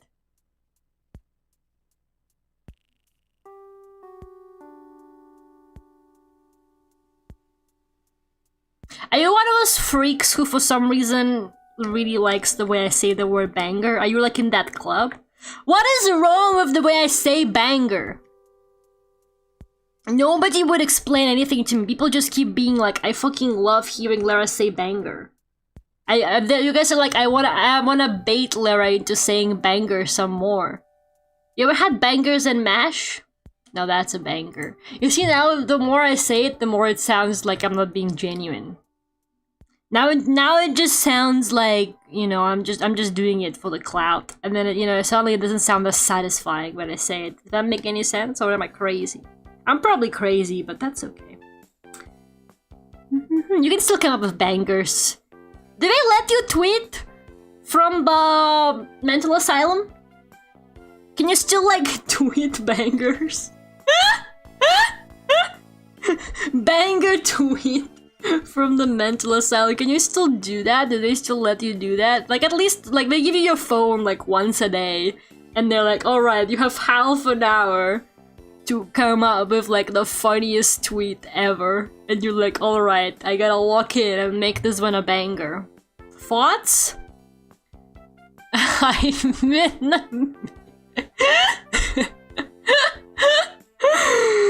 Why do you guys keep joining at such weird times? Remember when we had a really normal conversation about IKEA and how they wronged me earlier? But no, you guys just have to come in here when I'm talking about Vampire Night incest. Maybe you watched Vampire Night as a kid?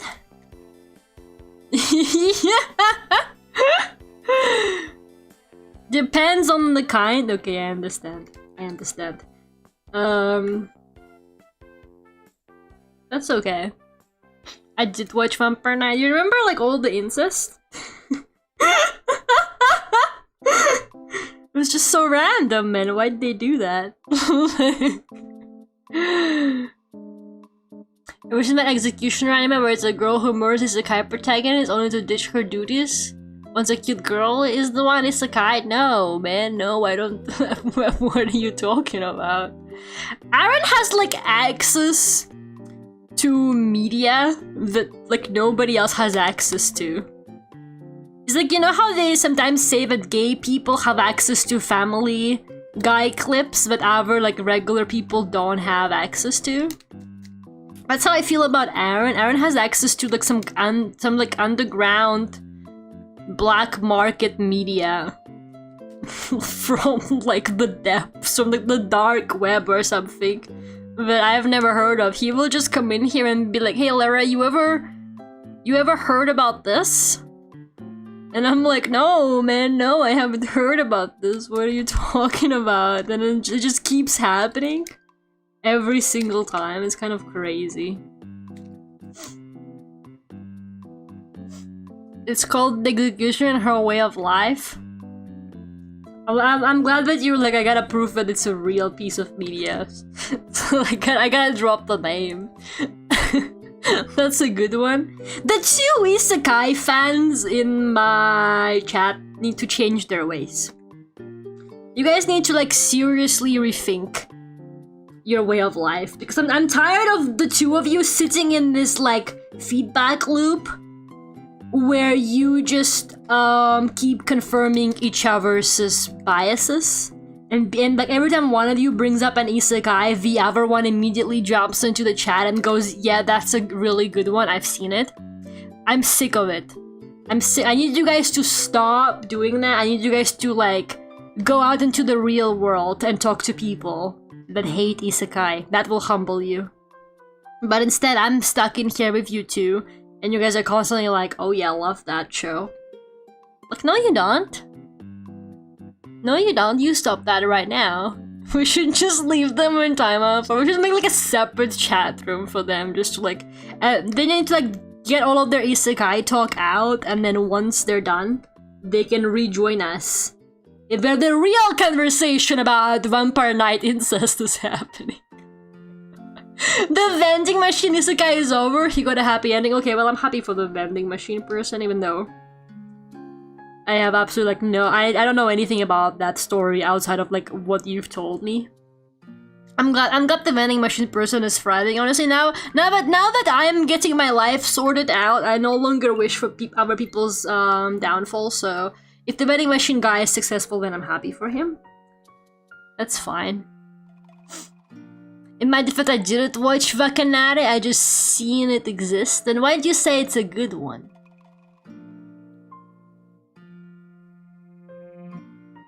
Explain yourself. That one Yuri Immortal anime? That vodka means water in Russian? What are you doing?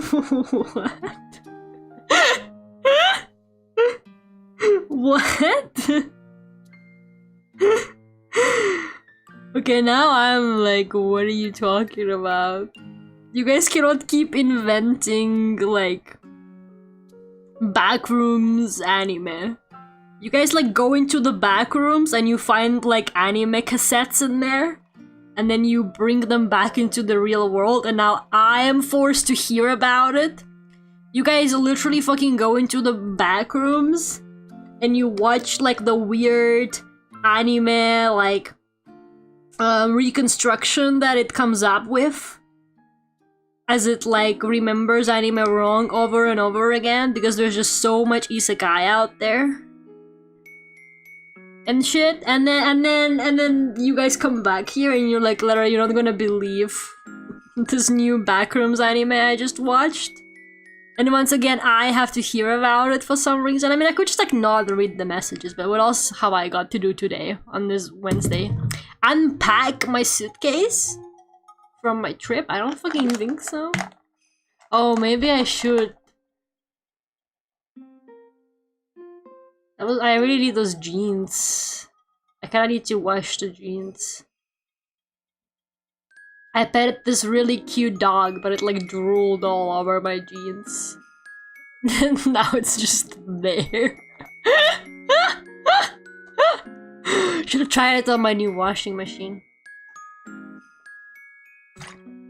Makanara isn't the isekai Yuri, it's the slice of life Yuri. Okay, well, there's too much. And I can't believe I'm saying it, but there's too much Yuri. Back in my day, there were like 2 Yuris. It was like that one anime that's just 2 girls making out the whole time and then nothing else happens in it. I can't even think of like the second example. That was like the only Yuri we had back in the day. Funny you actually mentioned the vending machine isekai. I did not do that. I did not do that. Started watching it with a friend. Oh yeah, Strawberry Panic is there what I was thinking of. Yeah, those are the only 2 Yuris we had for a while. There's like more Yuri now, but back in the day it was just Strawberry Panic and Sakura Trick. And like Sakura Trick was so fucking funny because like there's no plot in it. Like it was just like fan service anime of like girls making out. Like it was that was a show. It was just 2 girls. Don't ask me how I know this, okay? But it was just 2 girls, and they were like constantly finding like secret spots to make out at. And like that was it. Like it was just them like finding places around school to make out. And that was it. That was the whole show. Like nothing else happens in it. That sounds terrible. What's it called again? So it's called Vinland Saga.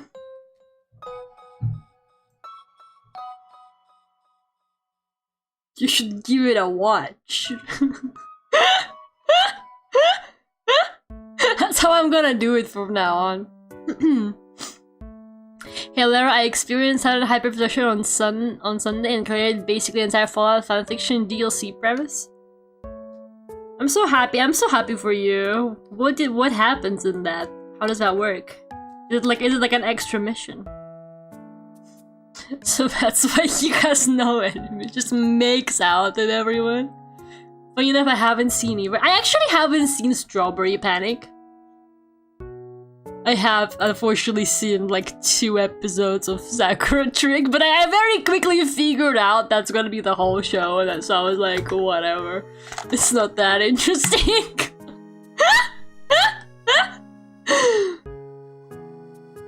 But then God was like, wait, what am I doing? Where is all the Yuri? And he blessed us with Yurikuma Arashi. Now that was good shit. Have you guys ever seen Yurikuma Arashi? Yurikuma Arashi is like basically art house Yuri. Like, it is so strange. It's basically David Lynch Yuri, like, honestly. Well, maybe not as creepy, but like it's got that kind of weird vibe to it. Like, the whole time you're like, what is going on? It's like very monogatari coded, I guess. In a way it's like made and directed. I think like some kind of screenwriting it was definitely monogatari inspired, because it just has like a very strange moments in it like that, and like kind of cool art direction. But like the story is so fucking funny. It's about like these girls, like there's like human girls, and then there's bear girls. Like they're literal bears who can take on human form. And the bear girls are like, oh, we want to go into the human world and eat the girls. And the girls are like, oh, we're not gonna let the bears eat us. Like, they keep, like, disappearing and getting, like, eaten by the bears. So some of them, like, take on the rifles and start, like, hunting the bears. And just so you know, you're probably thinking, like, oh, Bella, you're probably imagining, like, well, my art style is very cute, but you're probably imagining, like, this. Like, they literally look like bears, right? This is what they look like in their bear form. I'm not even gonna get a picture for you from the internet, but just believe me, I think it would be funnier if I drew it. This is what their bear forms look like. Like, on God, no cap! I'm not even fucking kidding! This is what they look like when they turn into bears. Like, and somehow they're like eating half the school. They're like actually murdering girls. Like, girls keep disappearing because they keep getting like violently eaten by bears. And then they fucking look like that. Yeah, that was like killer. Dude, it's good. The anime is actually really good. The opening is a banger as well. A bit of fan service for you guys there. Do not watch it if there are people in the room though. It's like weird. It's like very, very like, it's got like this whispery voice singing, and the visuals are kind of crazy, but like, it's like, honestly, I'm gonna say it right now. It's the best Yuri I've ever seen. I don't even care what anybody else thinks. Yurikuma Arashi is the best Yuri ever. Also, it's from the creator of Utena. So if anything, if that didn't convince you just now, it's lies, isn't it? I swear it is. Minami, back me up. I don't want to lie to people. But wasn't it written by the Utena person? Isn't it like by the Revolutionary Girl Utena creator? I swear it is made by like the same person. It is? Yeah, there you go. I'm not lying. Minami knows all the Yuri. It's literally written by the fucking Utena person, which I think makes it even better. They locked in and they made another Yuri masterpiece. They were like, let's fucking go. Yeah, and there's these 3 bear judges. And then like these 3 dudes. And it keeps like, that's where it looks super Monogatari-esque. I think the judge, like the trial scenes where they like brought up to trial. They bring the bear girls to trial and they're like, are you sure you still want to eat humans? And they're like, yeah, we still want to eat humans. And then they just like go and eat more humans. Oh, it's so good. It's like unironically the best Yuri I've ever seen. Like, the story was actually really sad as well. Like, it had some like really interesting like writing and shit like that. I mean, I don't know if I remember if it's as good as I remember, if that makes sense. Like, maybe my brain is like making it up. Maybe it's not actually that great. Maybe if I rewatched it today, I'd be like, what the hell? But I have seen it a couple times back when I was a teen, and I was absolutely crazy for it. Like, I was really enjoying it. I have a figurine of one of the characters as well. Her little bear outfit. It's just so good. It's actually so good. I don't understand the allegory. It's a gay metaphor about closeted gay people. I actually think so too. The judges are like, "Are you sure you're still gay?" And the bear girls are like, "Yeah, we're still gay." And then the old girls like school is like, "No, we cannot be gay. We cannot allow the gay into our lives."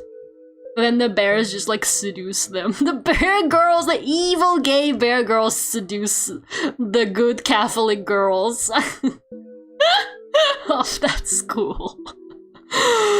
Oh, it was such a masterpiece, man. Like, actually, what a fucking banger. I saw the TV glow, got nothing on it. Okay, the second doesn't, it's got nothing on it. That's the queer media that we all should be watching, actually. Don't take any of this seriously. I actually haven't seen it in years. I have no idea what I'm talking about. I just really like the opening at this point. Did you ever watch Citrus? I have not actually watched Citrus. I have heard enough about it. It's also like one of those like stepsister romances, but they made it gay, so they were thought maybe they could get away with it. They were like, guys, if we made it gay, do you think we could get away with it?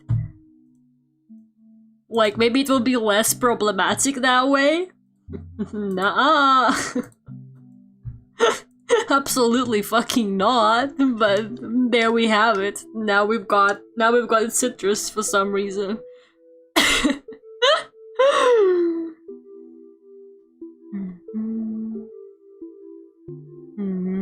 Maybe like dark blue hearts. But it feels like it's all Nerissa color scheme. That's too aggressive.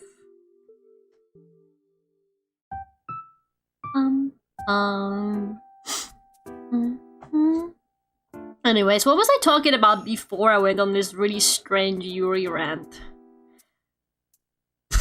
This is so fucked up. I should not be allowed to open my mouth, like, ever. It just simply should not happen. Like, they should keep me away from the microphone. The second I start bringing up any kind of anime that came out, like 2000s to 2015, cut the mic, man. Cut the fucking mic.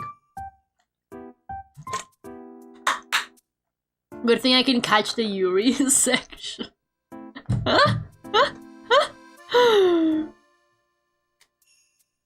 You were talking about hating Earl Grey. Oh, well, I don't hate Earl Grey. The old lady who was staying at the same hotel as me hated Earl Grey. It was so funny. I went down to like the hotel lobby to have dinner one day, and then everybody, like, it was full. It was just full of like old men watching Japan versus Brazil. And I was like, God damn it. I was like the only woman in that lobby, and I was just trying to have like a burger or something. The food in the hotel was so bad, man. Their cook really was like just cooked some bullshit and then like gave it to me, and I was like, well, this is like the only meal I can have in this like strange highway hotel area, you know? Like, this is the only thing that I can eat right now. So I guess this is my life for the next like 3 nights. Japan got wrecked. I know, they don't own Hatsune Miku anymore. Low-key though, I'm kind of mad. I missed like so much drama. Maybe I shouldn't be mad about that, but it's kind of insane. I was touching grass for like 3 days, and apparently like all hell let loose on Twitter. I got back and I just saw consequences of everything, and I was like, damn, man, I can't believe it. I'm having a life actually made me like miss all the like Twitter toxic shit. Like apparently Love and Deep Space just deleted a guy. I don't even know for what reason. I didn't look too deep into it, but apparently they just like deleted a guy from the game because the fans didn't like him, and I was like, damn, that's kind of hardcore. Apparently people were mad about the Expo. I don't even know what they were mad about the Expo. I actually would really like to know. If somebody knows, please tell me. But I missed like everything. I just went onto like the vendors Discord that's only for vendors. Like, I don't know, maybe like last night or something, and I saw a message from like one of the organizers that was like, hey guys, thank you so much for still supporting the event. Despite everything, we will post like an official statement later. And I was just sitting there like, what? I was like, what do you mean? What's going on with the Expo? Is it still happening? But then everybody was like having a casual conversation about like VTubers or something, and I was like, maybe it's not a big deal. I don't know, there was like drama, like those devs really folded. Dude, imagine if AI companies were pushovers like that. We need to get, oh my god. It seems like the common consent. So I don't know the full drama, okay? So please don't at me. Maybe I don't know what I'm talking about, but from what I understood, Chinese fans didn't like a character for some reason, and so they got rid of him. It seems like the pattern is, if Chinese fans hate something, the companies fold. Because they're like a huge market and they're also really good at online bullying. So what we need all of China to hate ChatGPT is what I'm saying. We need to get all of China. We need ChatGPT to do something that will offend like Chinese gacha game and anime and VTuber fans or whatever. And that's how we finally see the downfall of that technology. The only way to win against ChatGPT is to send all of China against them. Like, I really wish I was kidding right now, but I actually think that might be the only way. Like, the only way to do this right now is to send all of China after them. I don't make the fucking rules, okay? That's just kind of how it is. But China loves AI. Well, everybody loves AI, man. It's not just a China thing. Everybody fucking loves AI for some reason now, and we're all suffering. Like, I never use ChatGPT. Why am I suffering the heat wave, bro? Never opened that thing in my life. And I'm the one suffering from the heat wave with everybody? How is that fair? Why am I suffering the consequences of other people's actions? It's like I'm in school again. I'm meant to utilize their power for good. Yeah, can they stop getting like VTubers fired? And game characters deleted, and can they like get to work on things that actually matter? Can they like delete all of ChatGPT, man? I haven't been watching yaois. I haven't heard. Aaron, I'm telling you, Aaron got the fucking Backrooms anime access. Aaron got a Backrooms portal at his house. He goes into the Backrooms. He gets anime there. Or maybe he gets anime recommendations from the monsters that live there. I don't really know which one it is. Please do clarify for us, Aaron. And he comes back and he makes it my problem. Hi, no Soanan, how are you doing? So, like, you know, I remember Slave Aspire 2 got review bombed on Steam for bad Mandarin translation. Wait, that's what they got review bombed for? Because I remember I heard about that, but I thought it was just like something gameplay related. Is that actually what happened? No, guys, I'm telling you, they might be like the most influential and powerful beings on Earth right now. They literally have the power to solve like all of our world issues. We just need to make sure that they feel like it's something that affects them personally, and then we are golden. We're going up, up, up. It's our moment. Fuck.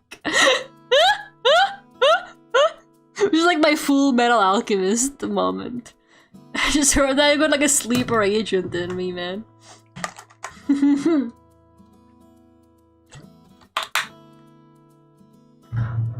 We need all of China to come together. I think so too, man. I think so too.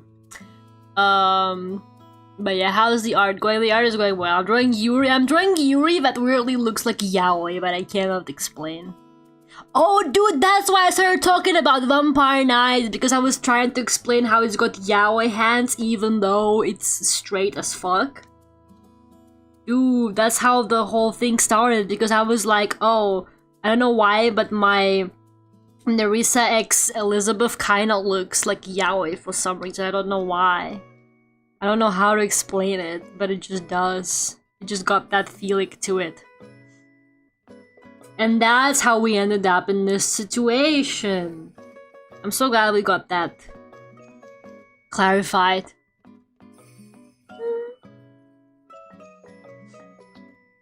Why can't Chinese fans use the power for good and add more butch ladies in the game? So true. I need Chinese fans to harass Capcom and demand more Furio Tigre. I need all of China to like wake up one day and be like, you know what we really need? Furio Tigre is like an underrated character. We need more of him. We need more of that guy in this journey. He needs his own spin-off game. He needs his own DLC. We want more Furio Tigre. And then Capcom is gonna be like, okay, please don't tank our sales. You're like half of the world's population. Like, doesn't Disney basically cater like everything now to China? Like, apparently that's like the big reason why like they did the whole Zootopia too as well, because Zootopia is like huge in Asia and especially China. Like, their Chinese market is so huge. They're basically doing like half of their business decisions are just like to please them specifically. It's actually kind of insane just how much they genuinely control the market, man. It's actually so... They're trying to weaponize China. I'm just trying to think of how we can use such power for good. Okay? I'm just trying to come up with non-harmful ways, okay? They clearly have been, like, using it for not so for good, alright? But I think we can still use this in a way that benefits more people rather than ruins people's lives, okay? Like, let's not forget what happened with Hololive China, okay, guys? Like, that was not pretty. But I think everybody has a chance at redemption. And I'm just trying to think of some options that we have. I'm just brainstorming here, okay? I'm just brainstorming. For Chinese Prime Minister. So true, bestie.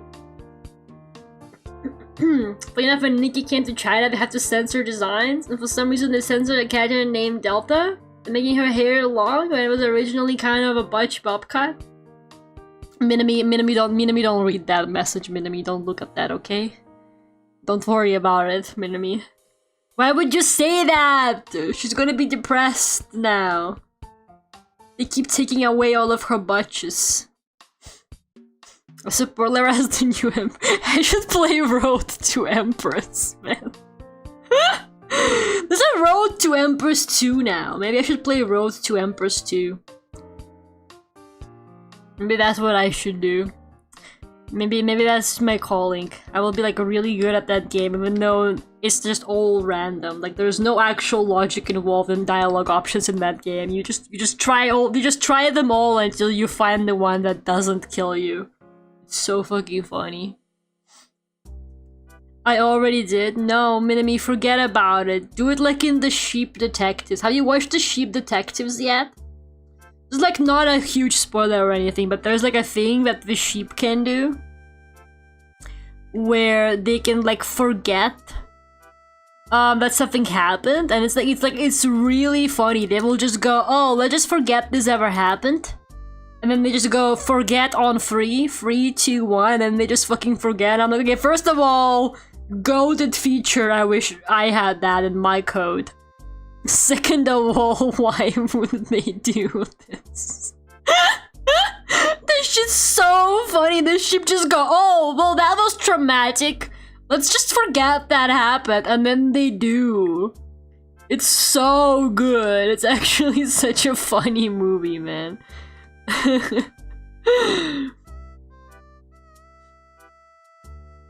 Favorite girl from Nikkei is the one of short yellow hair that looks like an egg. Like an egg? like an egg yolk? Or what?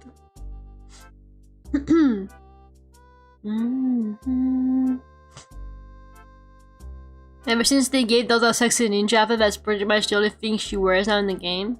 Okay, let's not turn this stream into a Nikkei discussion, please. I'm begging you. For my sanity's sake. Let's not get too much into talking about Nikkei because I don't have anything positive to say about that game. You know, I'm happy that you guys have found whatever it is that you found in it, but like don't bring that into my house, that's all I'm saying. I'm afraid when you enter my house, you're gonna have to leave the Nikkei at the entrance, alright? You can pick it up. You can pick it up on your way out, and then you can be like an unhinged Nikkei fan again. But when you enter Valera stream, I'm afraid you're gonna have to leave that shit behind. Look, Aaron is the Nikkei lover. That's true. He doesn't even play it. I wish I could do that. I would never learn from my mistakes. That's okay because you can just forget about it later. So like it's kind of whatever. I think it's kind of a goated feature.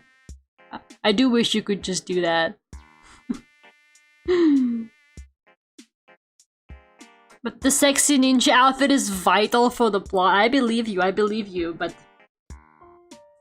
you guys can have that discussion outside.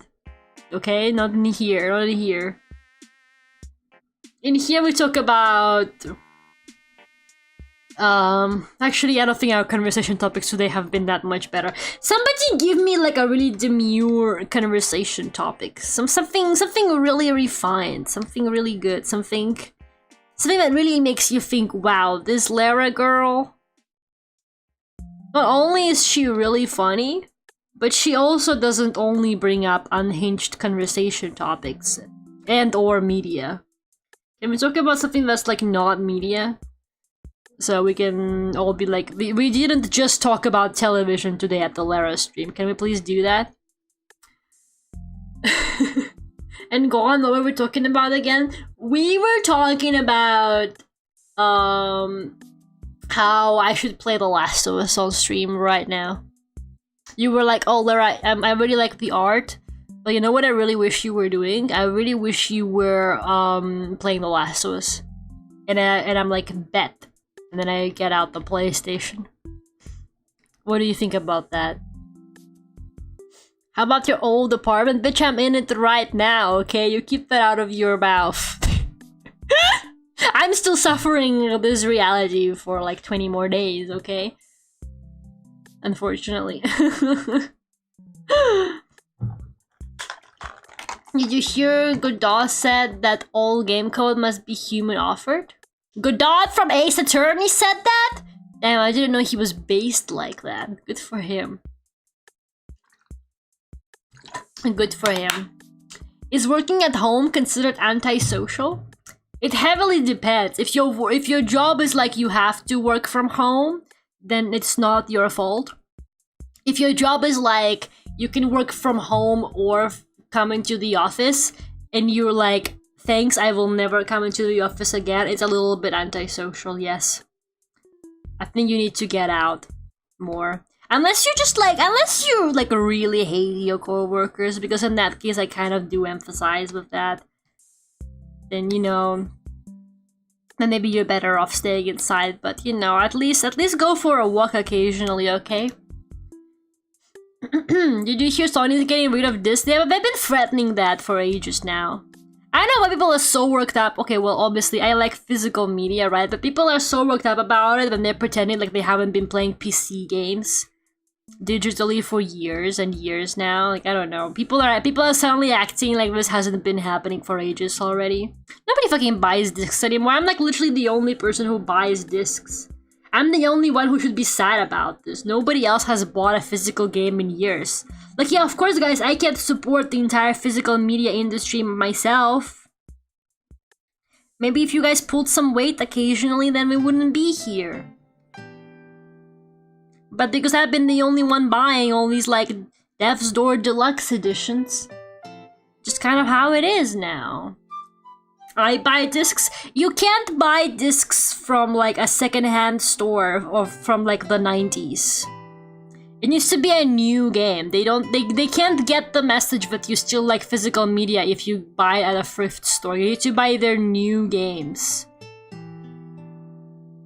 You literally need to buy their new games. But also, why are you gonna pay extra for a PS5 with the fucking CD reader, and then they're like, oh, actually, we're not gonna make any more CDs. Isn't that also kind of messed up? Why'd you make me do that? Why'd you make me pay more for, like, the non-digital version of the PS5, and now you're like, oh, fuck you, actually.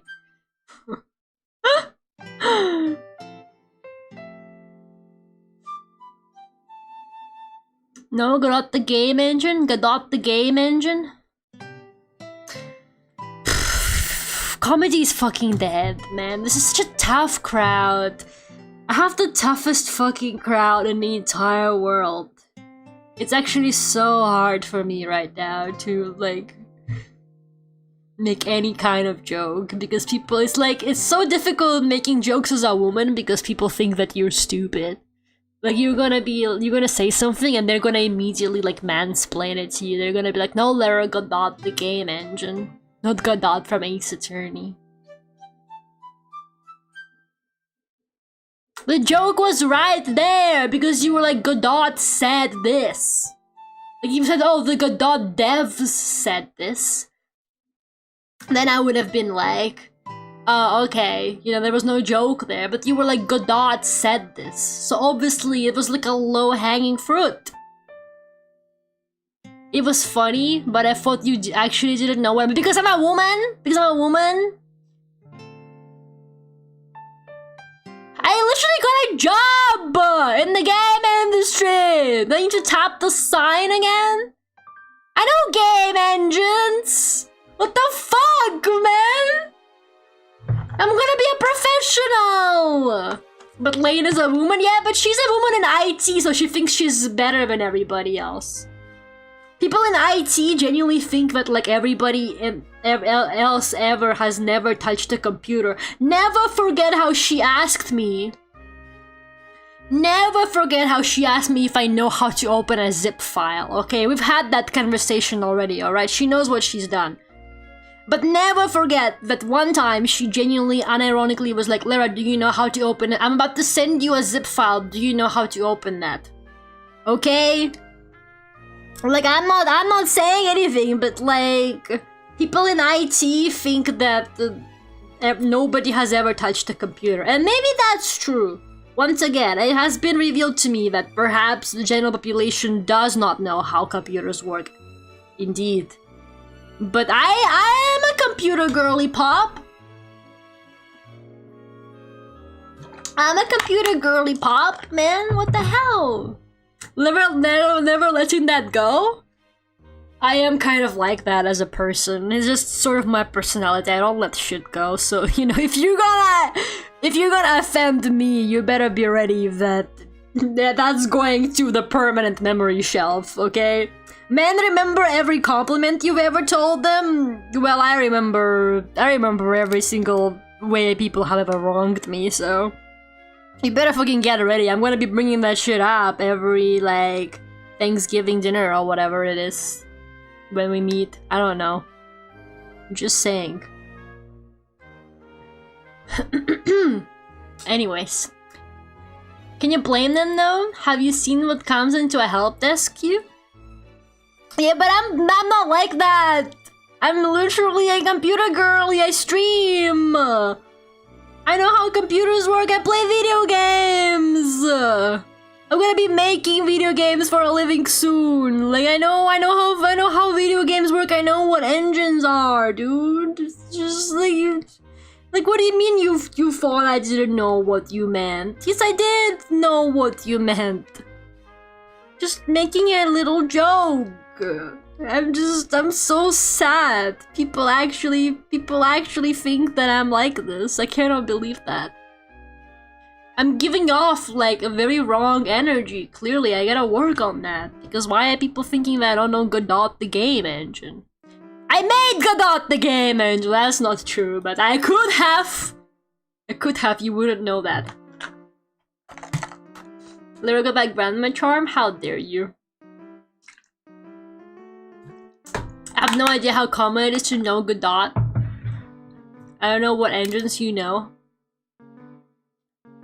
Whatever. Let's just talk about something else now.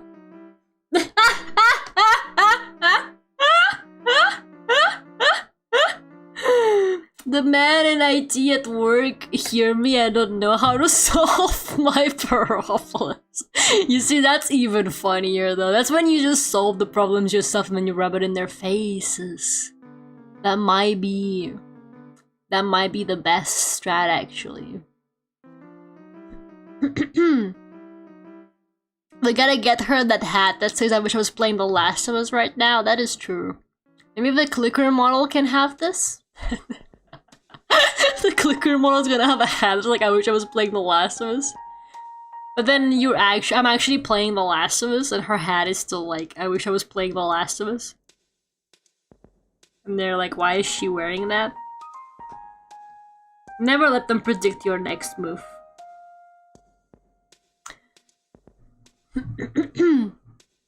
Lane apologizes to Lara right now. I know, right? It's fucked up.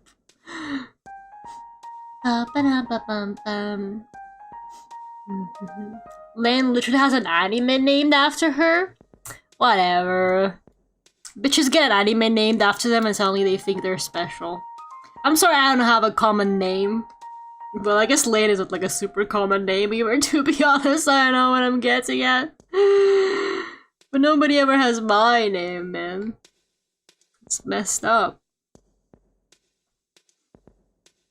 Oh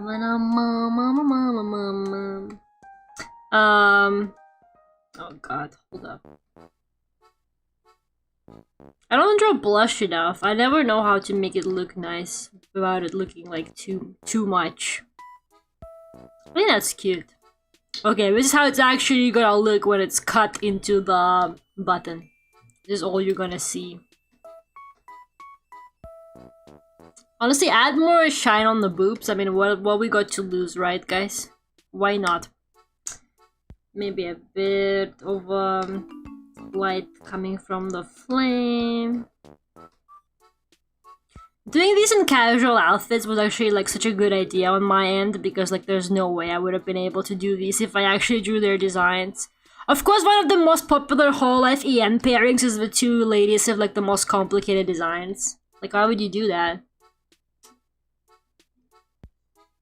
I'm sorry, from now on I will always assume you know everything all the time and never elaborate.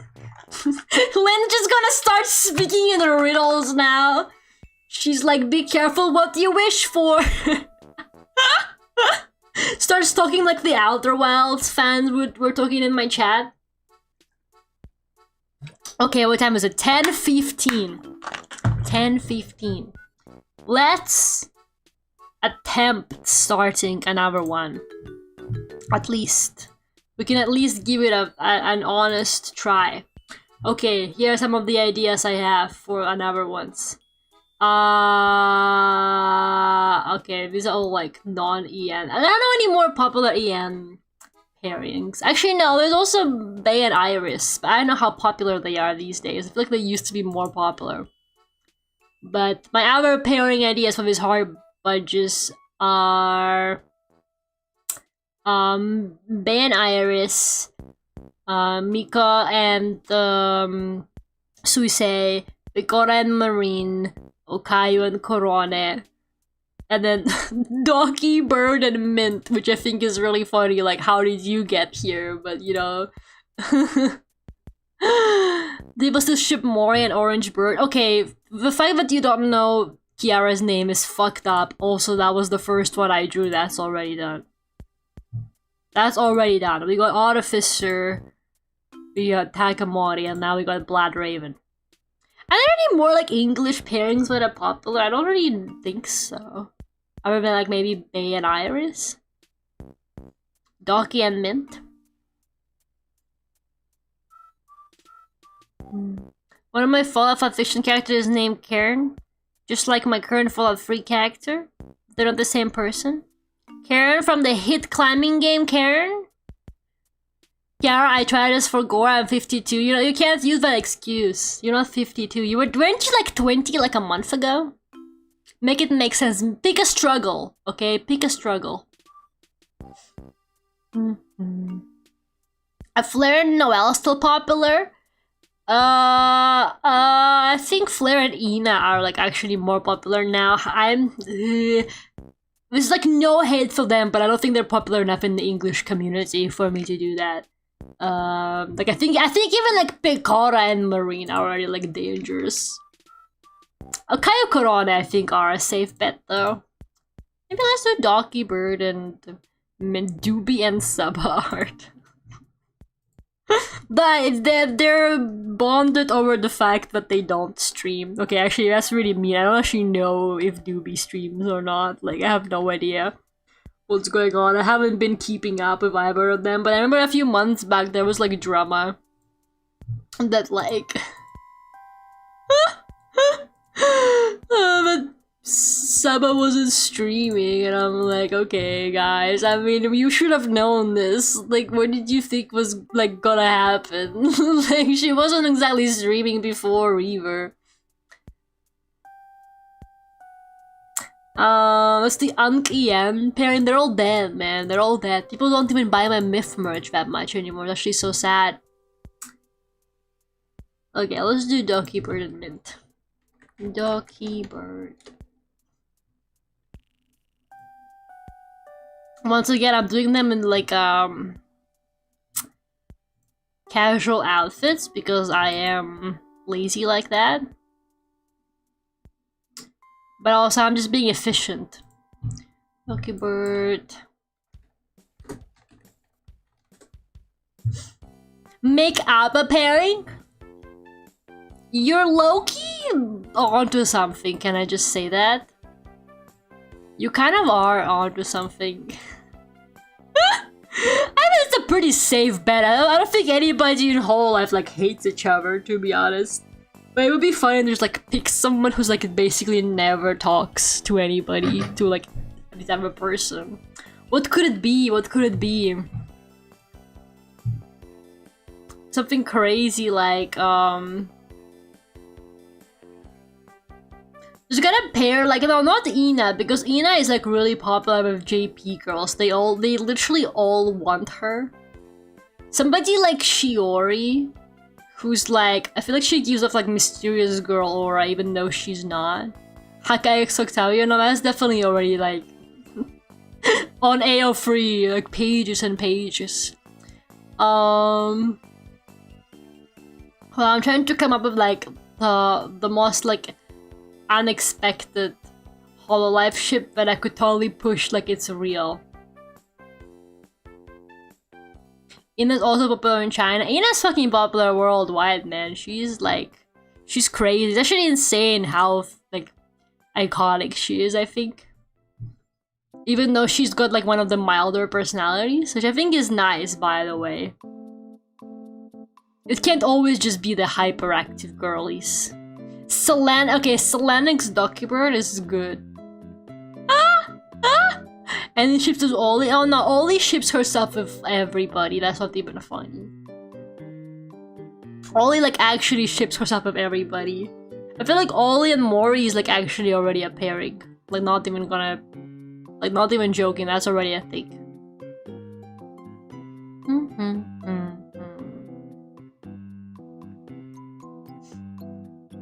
And like Marine also just ships herself with everybody, you know, there's just like no winning. There's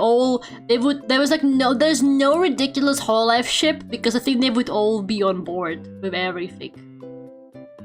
It's actually kind of funny. How Saba gets better, her people saying she's sick. Yeah, I don't know, man. People have been like treating it like way too crazily. It's just like, I don't know. First of all, like, what did you expect? That is kind of my take on it. But also, like, I don't know, man. Just leave her be. Just let her go. There's like thousands of VTubers you could watch. Just like... just go watch somebody else. Like, it's just not that deep. People were like making posts about how they're like canceling her memberships or whatever, and it's like, dude, just go watch somebody else. Like, you don't gotta make like a show out of it, you know? It's really not that deep. Like, I understand that people are like, oh, I'm paying her money or whatever and she's not streaming, but also like, you can just stop paying her money at any point, you know? Like, she's not promising you like anything in return for it. Like, all the like donations and membership, like, it's all voluntary. You know, this isn't like a store where you're like guaranteed to get something for the money. I just don't really understand why people are like this angry about it. How she invested all her holo money and is just chilling? Which she probably is. I mean, I don't know. She was getting like brand deals and stuff like that. I'm assuming she probably still gets money from that. I don't know. Like, it obviously depends on the contract, but like, maybe, who knows? Maybe she's like basically never gonna run out of money. And I don't even think it's like the case of like, oh, she got money, so she's just lazy now. Actually, I think people should just leave her fucking alone, man. I just think she's been under like so much pressure. Like, I don't know. I feel like people are way too like entitled to her time when she's already like done so much. I feel like, you know, she didn't exactly like choose to randomly somehow. I don't even know how people decide, but everybody just like locked in on her. And everybody was like, yes, she is like the favorite. And that was basically her life from now on. Like, even Hololive was like, people fucking love her. So they kept like giving her more and more like brand deals and merchandise and stuff like that she had to do. Like, you know, I imagine it can get tiring.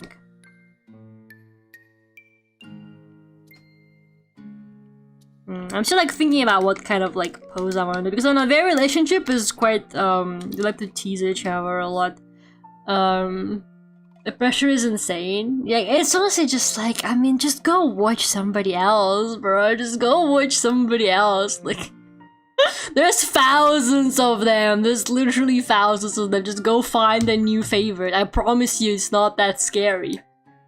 Like, I promise you, you will be fine. It's literally not that deep. Like, I understand the attachment that like comes with it, but at some point you just gotta let her go. You just gotta let her go and move on with your life, you know? I get it, like, maybe you really just like her content the best. And that's fine, and that's cool, but at the end of the day, like, there's always something else. Just go watch her VODs if you really like it that much. Just go watch her VODs. I don't believe you've seen all of them. Don't lie.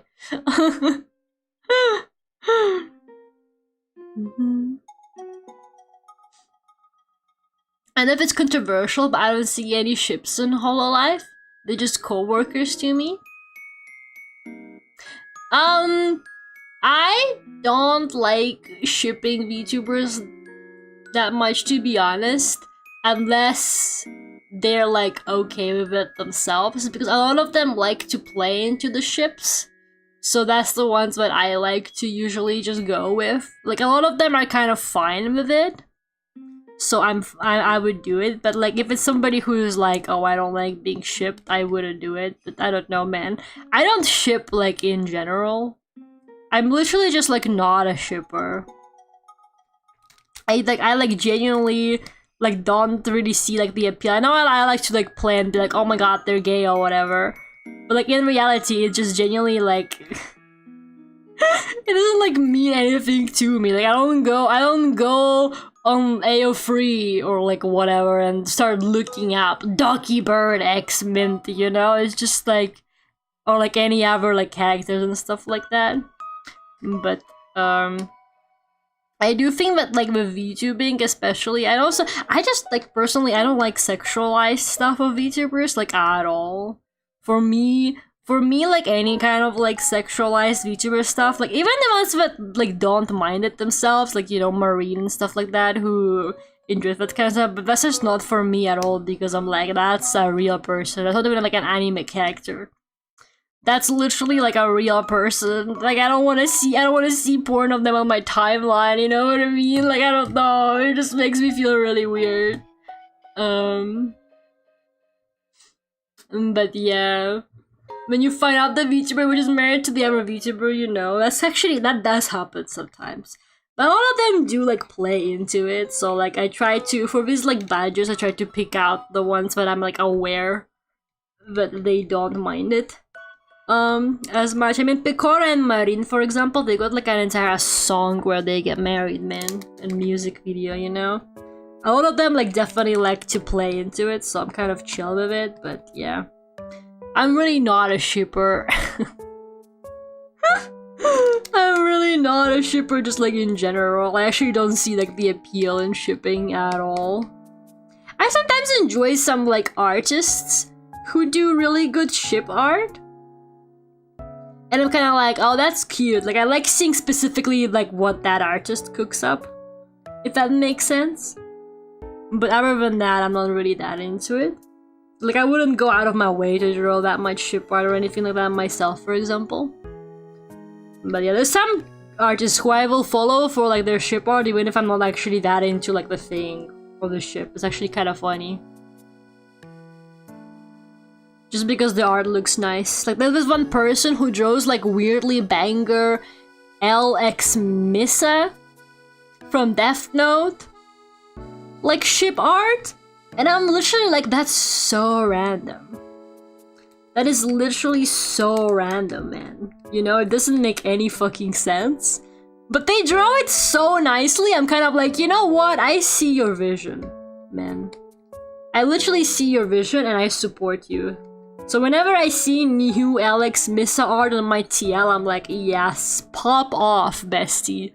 Literally pop off. Did Hime Hina get married? Are they actually married? I don't know. I thought they were sisters. I thought they were like Fufa Maka. But I might be wrong.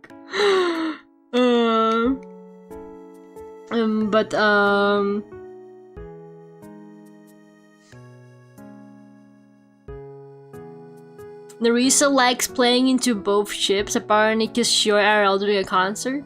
Dude, Nerissa has a song where she marries all the girls in Hololive. Like, I don't know, some of them just play into it. Which is fine.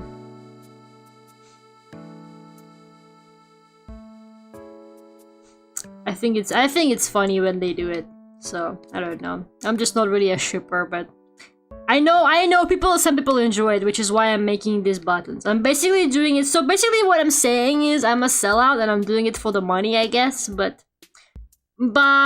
more, just think that I said it more, I don't know, in an appealing way that makes you believe me, is what I'm saying here. Thank you so much for the 3 years! Boris, thank you. What a relationship, L is into Missa, Missa is into Light, and Light is Ace. No, Light is into L. No, actually maybe. I don't know, man. Never really thought about it from that point of view. No, they draw them as like a really cute couple, so I actually really enjoy that.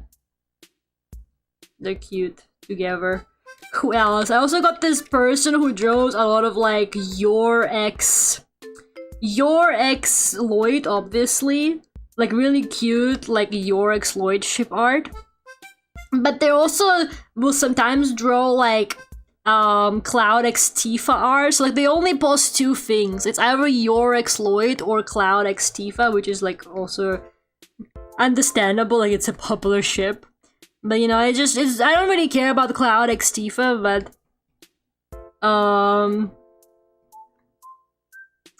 the art looks so nice, and I also followed them for the Yor and Lloyd, so I'm just kind of there now. 3 years pregnant? Okay, that's a bit insane. You should really just tell the baby to start paying rent. Hi, Gerardo. How are you doing? I feel like I was gonna say something, but I completely forgot. Again, sorry. My brain hates me today. Maybe we can give Mint the sleeve, though. The frilly sleeve. I'm just making up outfits so that I don't have to look at the references too much. Let's be for real.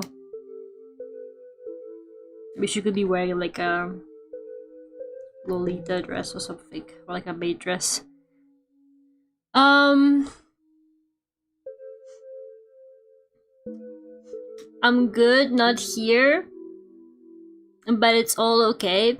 It's hot here, like not here. What do you mean? You're literally here. Hot here, but it's all okay. How was your weekend? It was okay. I mean, I'm still moving. I'm literally still suffering with the moving stuff, so I got a lot of things sorted out though, so I'm basically ready to like properly move there. And hopefully I can actually, you know, get all of that sorted as soon as possible, since I am starting my new job like actually fairly soon. So I kind of need to hurry up, but I am also like, I also have a convention. I'm kind of stupid, guys. I'm a little bit stupid. I actually have a convention that I'm tabling at. The weekend before I start my new job. Which I think is like so unhinged. But I thought about it, and I thought about it, and I thought about it. I was like, no, man. I spent all this like money on moving and stuff like that. I cannot miss out on the bank. I don't want to miss out on the bank. So I was like, I'm gonna do the convention anyway. Actually, I think that's a really cute like framing for these two. So yeah, I am literally, I already said I'm gonna get that back even if it kills me. So I'm gonna have to like travel back the evening after, like on Sunday. It's like a 3-day convention too. It's gonna be so exhausting. But I was like, fuck it. I need the money. And it's like one of my best conventions of the year as well. So yeah. Unfortunately, that is how it's gonna be, man. Hi Jimbo, frills are cute. Frills are cute. I love it. I love frilly clothing. Even though I don't wear that kind of stuff anymore. I'm like fully in my alt Y2K era. Like it's so over for my frilly Lolita times. But that's okay. I would pass Lara do this. Well, to be fair, she didn't know. In her defense, she like didn't know she was getting a job. But slightly less past Lara agreed to the job start date. So they were like, does this start date work for you? And I was like, oh yeah, that should be plenty of time for me to like move in and stuff like that. But I also just wanted to start it as soon as possible, you know what I mean? So I was like, yeah, that seems all good. I was just really excited to start the job, so I agreed to it. And then, like, as soon as I hit send on that email, I was like, fuck, that's the weekend of Hyper Japan.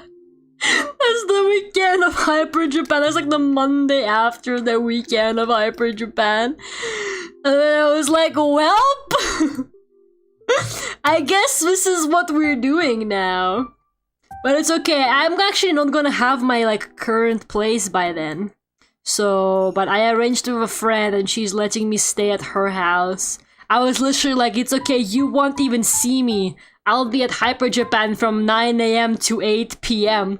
And she was like, why the fuck is this so long? And I'm like, I don't know, bestie, but the Hyper Japan party's hard. They got their fucking convention open until 8 PM. Like, I'm only gonna be there to sleep. And then on Sunday evening, I'm just gonna go back. Yeah, the fucking Hyper Japan convention, they open until 8 PM. They don't start at 9, but I gotta be there at 9 to like get ready for everything, or like even earlier probably, maybe like 8:30. So I gotta get ready for it to open and like, you know, set up my table. So I'm gonna have to do that. So I'm gonna be there basically from 9 to 8 p.m. It's so bad. And like the fucking venue for Hyper Japan is such a bad place. I really wish they just did it at the Excel like every other normal big convention. But for some reason their venue is always Olympia, which I'm like, why? Nobody likes Olympia. It's in the middle of nowhere. There's only one train that goes there. And it's like really hard to catch it because it's got its own separate branch. So you gotta get on like a specific train that goes to that fucking station. It's actually so stupid. Like, why is Hyper Japan that way? Get lots of sleep on the train back. I guess I will have to now. I'll do my best.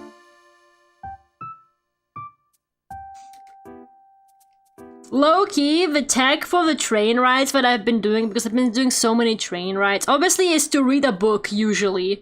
But the book I took with me was so bad. Once again, the book I ended up taking with me on my latest trip, which was this week, ended up being so bad.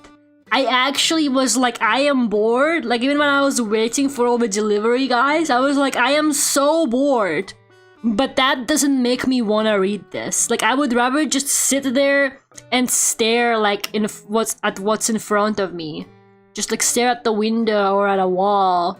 Because I was like, this book ain't even worth it. It's actually that bad. I haven't actually experienced a book that didn't interest me that much in like a hot minute. I guess I've been on like too good of a literature streak. I've been reading too much good literature, and God decided to humble me, and God was like, you know what, here's like a bad book, but you chose for some reason. It's like so crazy. Just scroll on your phone, there's no internet on the train, man!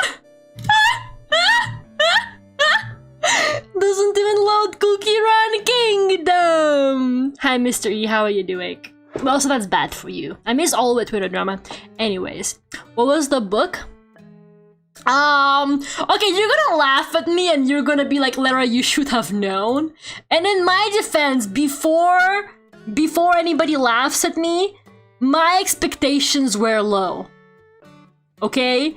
Before anybody's like, well, of course, Lara, my expectations were low. But I thought that it would at least, like, kill my boredom.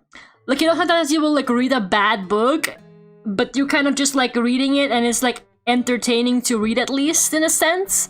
Like, it's kind of like just lets the time pass. That book wasn't even doing that. I was genuinely like, I don't want to read this. I don't even know why. That hasn't happened to me like in a hot minute. Just look at the mountains. Yeah, that's what I've been doing. There's some sheep outside the window sometimes. She found the brand at the bottom of the page. Fucking felt like it, dude. So the book, I picked it up at the store because I accidentally came across it at the store, and I was like, wait, that's so niche. I gotta get that. I didn't even know that existed. And so the book is actually a light novel. My first mistake, by the way. It's a light novel that was based on a Vocaloid song. And the Vocaloid song is Shanty. And if you've never heard Shanty, it's kind of a banger. But also, really, they made a book about the song? But also, I don't know what I expected from a literal book based on a song that just goes Shanty, Shanty, Shanty, Shanty, Shanty, happy candy, happy, happy, happy candy, many, many money. Maybe that was, you should have known. I know, but I was so curious, dude. I was so curious. I was like, what could they possibly have put in this book of a fucking song that just goes like Shanty, Shanty, Shanty, Shanty, Shanty, happy candy, happy, happy, happy candy, many, many money. Like, it's a banger, you know? It's a fucking banger. There wasn't a plot story in the song. I mean, it's a song. Like, you can just vaguely make out that it's about like a drug dealer in Chinatown or something like that. So, you know, you're like, oh, okay, it's gonna be about, like, drugs in Chinatown. It's so bad. The main character isn't even Kaito.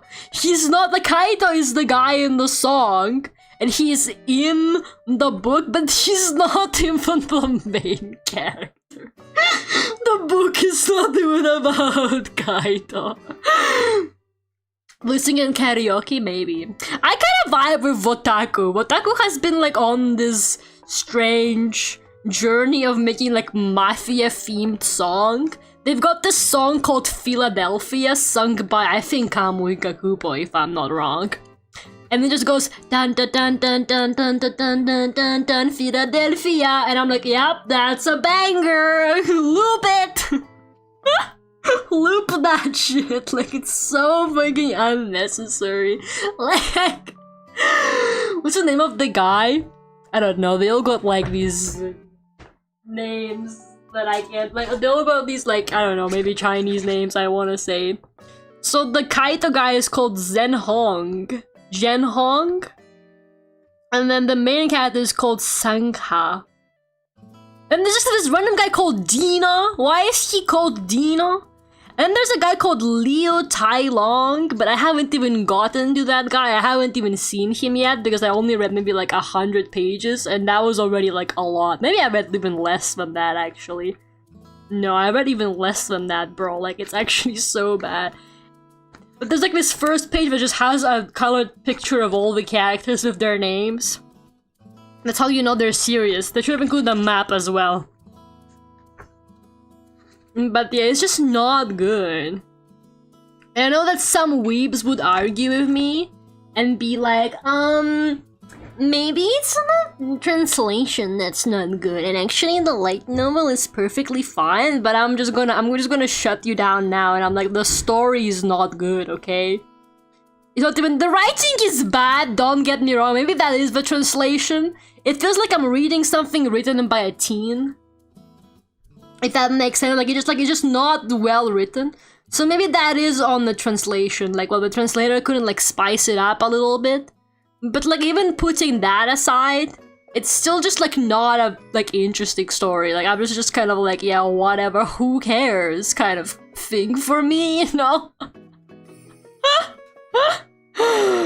It's just so random. The song is a banger though. No hate to Shanty the song. That's a banger. Whatever Vtaku has going on lately with like all the mafia songs, keep them coming. Vtaku songs are so funny, just like constant like horns.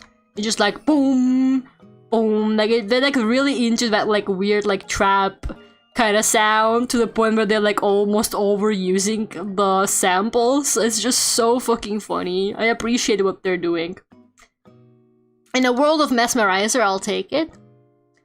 But yeah. Basically, the book is like so...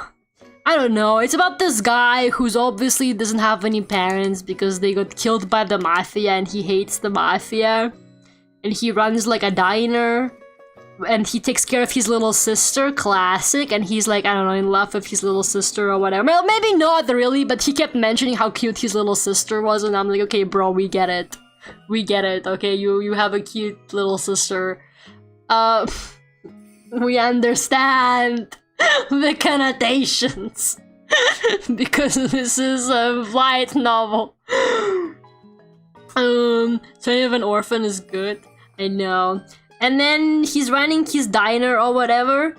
And then this mafia guy comes in and he's like, hey, you should sell our alcohol and we will protect you. And he is like, no, I hate the mafia. I'm not even like exaggerating, it's just all genuinely like written really plainly like that. He's like, no, I hate the mafia, I would never sell your alcohol. And the mafia guy is like, I will remember this. And then he just walks away. And like the next day, of course his sister just happens to not be in school and at the diner on that day as well. The mafia guy just like throws a Molotov through the diner's like window. And then his sister dies in a fire. And now he's like, now I double, triple, quadruple hate the mafia. And now he's searching for revenge on the mafia, but then this other mafia guy who's not from the same mafia is like, oh, you can't kill that guy from the mafia because I wanna kill him. And then he's like, oh, what if I worked for you? What if I was in one of your mafia people? And I'm just like, whatever, man. Like, who cares? I do hate the mafia. You leave them alone. You seen their suits, man? It's just not like an interesting or fresh or in any way like good story, you know? Like, it's not even like well written in any way for me to be like, ah, yes, I probably know exactly how this is gonna end, but I wanna keep reading it because I'm interested. Like, it wasn't even like that. I was just like not interested. Like, it just wasn't good. It just wasn't good, like, in any department, and that was like making me kind of sad because I was like, damn, they really fumbled the Vocaloid light novel somehow. Yeah, it was just so, I don't know. Maybe I will finish it. Maybe if I ever get like that bored, I will finish it. I'm already invested! No, you're not! Stop playing. Don't even joke, lad. You know what's a good mafia story? Weeds. Now that's my current jam. I'm actually really into Weeds right now. You can tell by me bringing it up constantly, but the mafia paid her to say that. Yep. I mean, I'm married to Furio Tigre. Don't you ever forget that? But like, I'm actually like so obsessed with how Weeds just keeps getting worse and worse.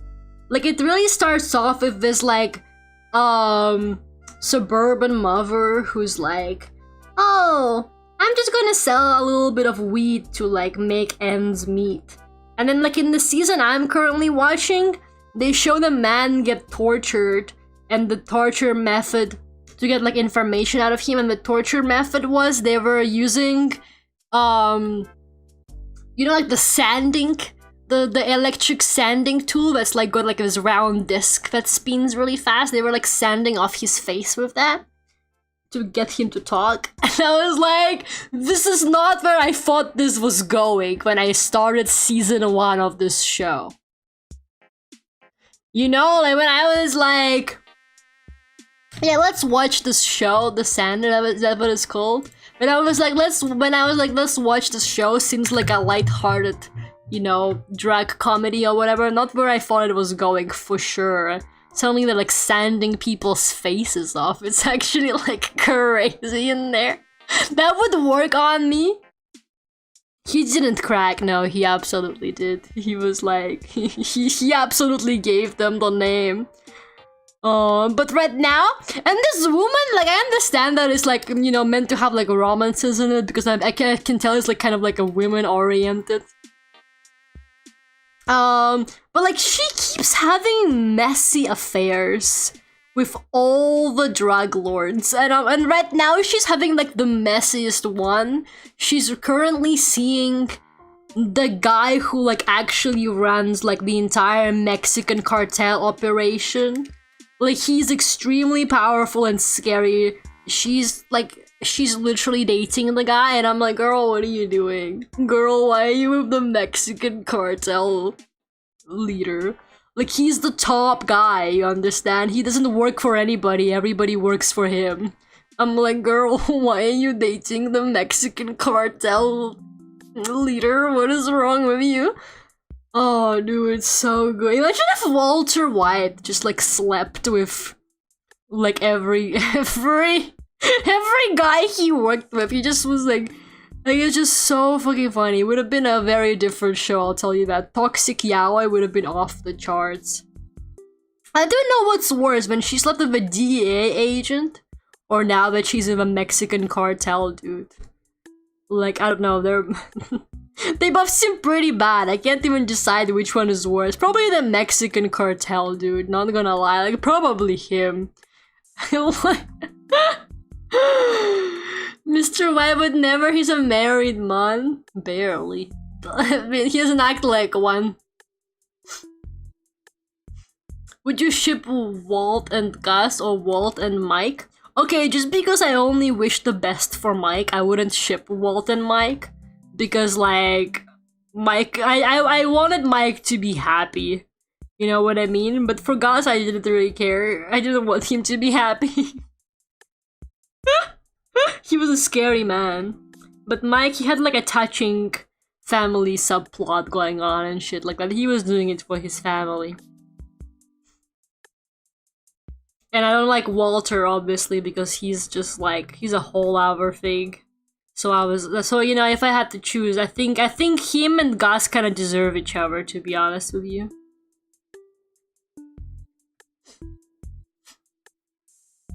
Gus already had his love, though. Wait, who was Gus's love? I don't even like remember that. It's been a hot minute since I've seen.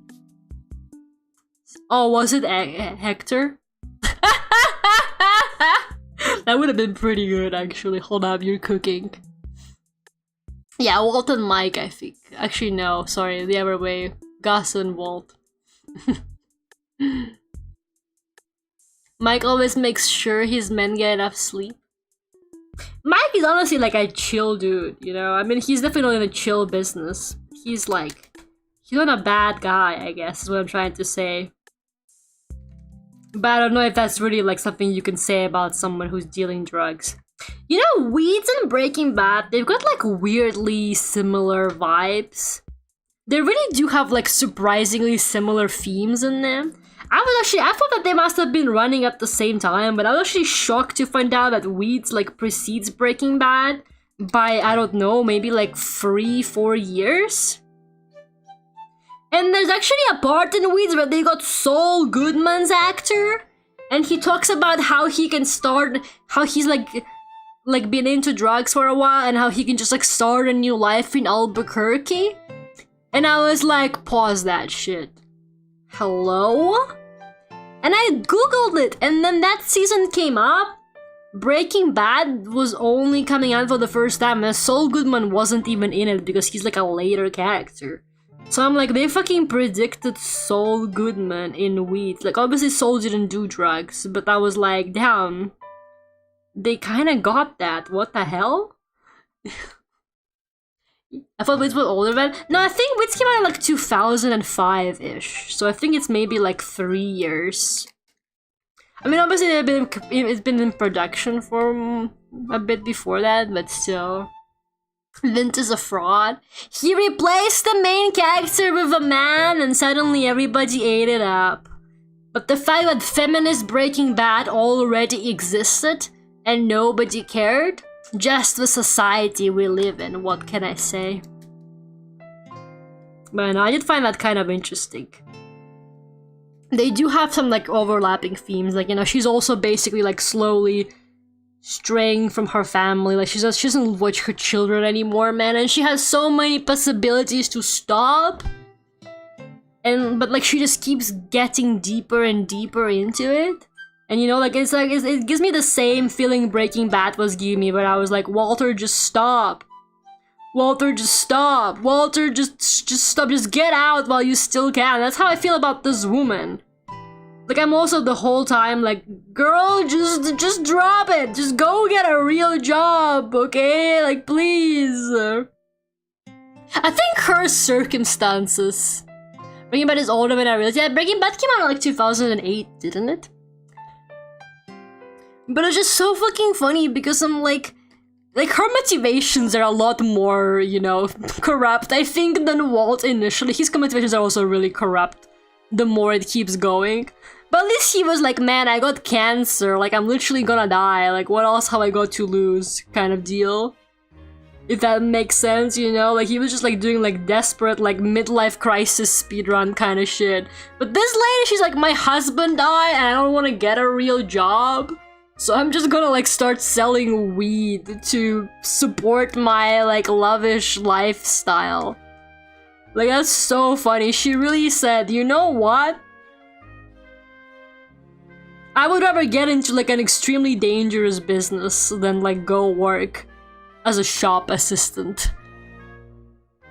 Is she also good at it? No, man, honestly, I think she gets into more trouble than like Walter, hands down.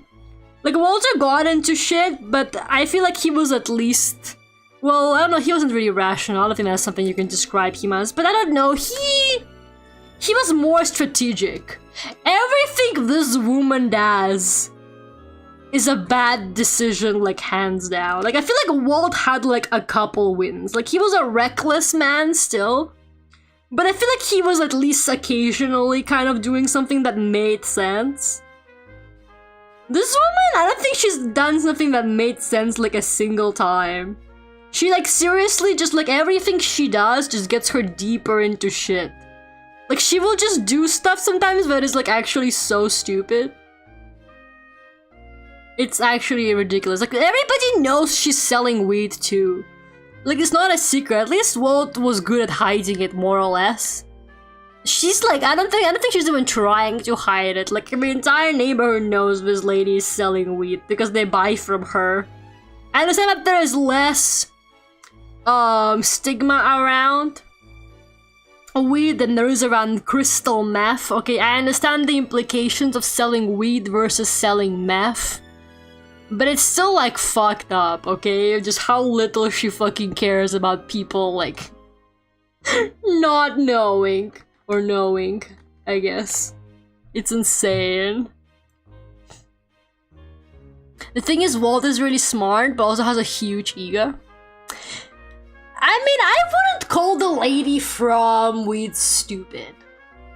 I think she's like a cunning woman, if that makes sense. I think she's definitely got brains. She's maybe not like a professor, kind of. She doesn't have like that kind of like literal, like, you know, knowledge where she knows a lot about like maths or physics or whatever, but I do think that she's like an intelligent woman in a sense that, like, you know, you can just like tell from the way she acts sometimes, but she just like him, because Walt's thing was also that like he doesn't know anything about the business and he's a bit naive about some stuff, especially in the beginning, and she's also like that, like she's really naive. And I don't think she fully, like, understands just, like, the scope of shit that she's been getting into. But it is a little bit annoying that, like, she does weaponize the fact that she's a woman, like, all the time. She really will just, like, you know, kind of wink at the dudes, and they're like, oh yeah, we'll do whatever she tells us to. She absolutely, like, weaponizes the fact that everybody wants to fuck her. And you know what? All the more power to her. Like, I think that's fair enough. She can at least use that to her advantage. But it's just like, it's just so crazy. Like, this woman needs to fucking chill. Like, she's not watching her kids. She's not watching her kids, like, at all. Her kids are literally, like, not, like, doing well in any, like, not socially, not, like, at school. Like, it's just a disaster. She's living life on the edge. She really is living life on the edge. Like, it's insane. Gotta get China to decriminalize crystal. This sounds like really out of context for anybody who hasn't like caught the beginning of the conversation. I'm heading to bed. Good night. Have a good night, Alexia. Thank you so much for stopping by. Also, why are we talking about media again, guys? What did they say about media? Whatever. You guys should watch Weed, is pretty good.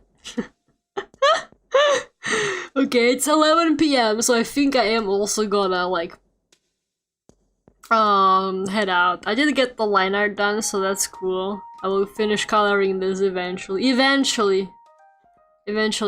One day. Will you watch this new anime coming out about the girl who turns into a Godzilla? No. I will not.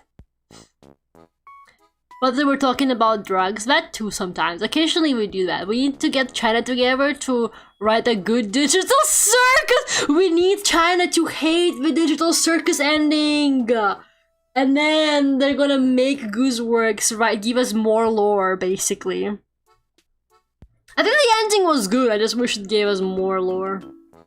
I didn't hate the ending, I just wish there was more to it. More substance. But yeah, that would have been really funny. Oh, thank you so much for 36 months as well! Gerardo, thank you so much. Thank you guys. I can't believe people have been members for 3 years. That's actually really crazy. Thank you guys so much. I really appreciate that. 36 months pregnant. Leave the amazing digital circus alone. Me and Minami have been dragging that shit for like a week now. It's crazy. We're just really dedicated to being haters. I'm not a hater. The ending insists upon itself. I think it was a good ending, but I don't think I'm in the wrong for fucking being like, I wish there was more to it. That's not just like Gooseworks replying to people on Tumblr messages or whatever it is, Tumblr questions, okay? Like, you're allowed to, like, be content with it, but also I know you all just like Jax, okay? Try to, okay, throw aside all of your, like, current, feelings towards the amazing digital circus ending, and try to see it from a perspective of somebody who doesn't fucking like Jax. Not so fun now, is it? Try to perceive it from a perspective of somebody who doesn't like Jax, and then be like, oh, they really did just make like the whole final episode about Jax for some reason, even though like there was more things to do. There was more shit to be done there. There was more shit to be done. Like, why was the whole... I wouldn't have even minded if that was its own episode with Jax's story. Like, maybe, like, before that. And then the finale. But they made that... But the fact that that was the final episode for me was, like, the worst part. I don't know, man.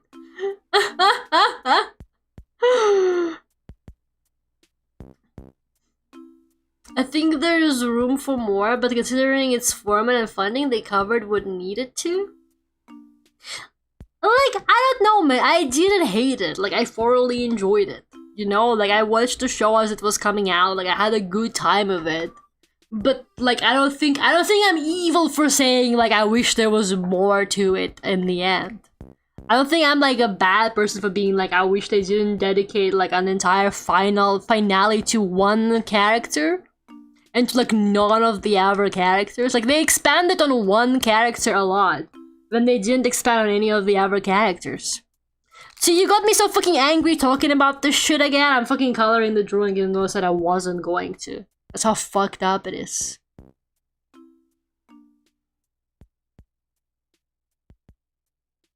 That guy just seemed like an ass. I'm just not a fan. That's okay. I don't know, man. People immediately are like, oh, you hated my favorite cartoon.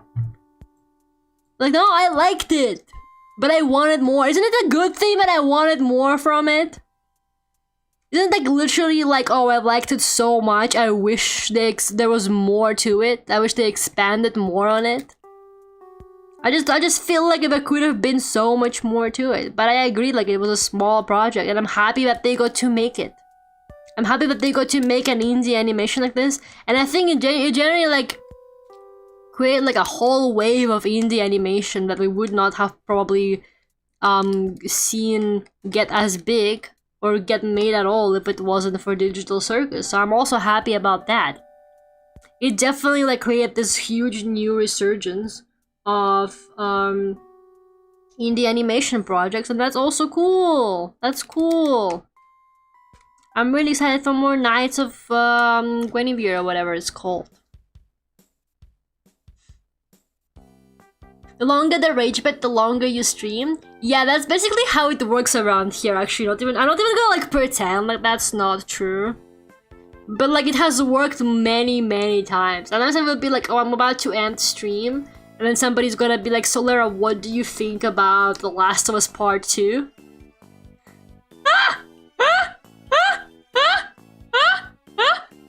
And then I'm like, oh, sit down, we need to talk about this. Worst part was the couch scene. Joke stuff was actually my favorite part, and I also wasn't a big fan of Jax. What?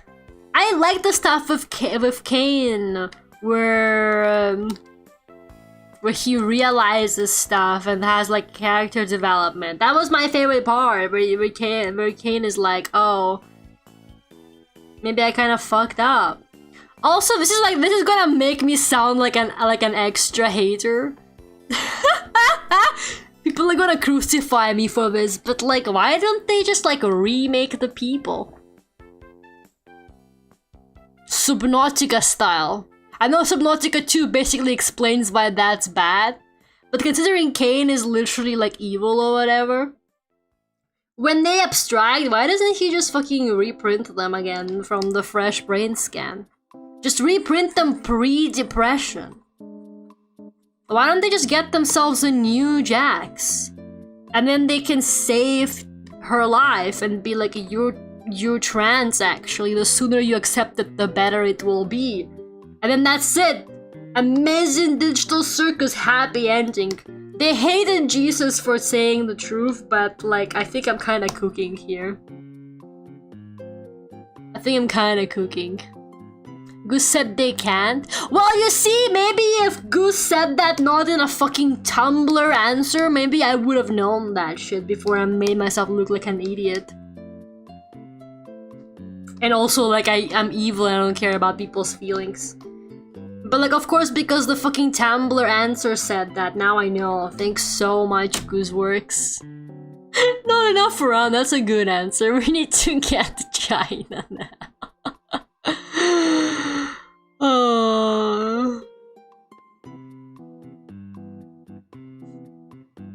People were made from the files. He didn't make copies from the files. He made the people from the files. Okay, well, why didn't he back up his shit? Isn't he supposed to be like really smart or something? This story is full of holes. I'm just taking it apart now, man. I'm just taking it apart. No, but I did enjoy it. I really wish the Amazing Digital Circus didn't have like the most annoying fucking fan base in the world, because you're not allowed to fucking say anything about it, or they're gonna come at you and be like, you're an evil person because you didn't like this. Or like, oh, so you hated the ending? And I'm like, no, I didn't hate the ending. I said I enjoyed it. I just wish there was more. I was interested in the lore a lot. I was really interested in the lore, and I wanted more of the lore. I wanted to know more about like their situation and stuff like that, rather than like their abstraction and all of that shit and how depressed they are. I mean, that was also a good part of the story, and I think it was important, but I just feel like that whole Jax part just way overbalances it. I don't know, it just didn't feel very balanced to me. This is just, I know I keep saying the same thing, but people keep being like, you're wrong. But I don't think I'm fucking wrong, okay?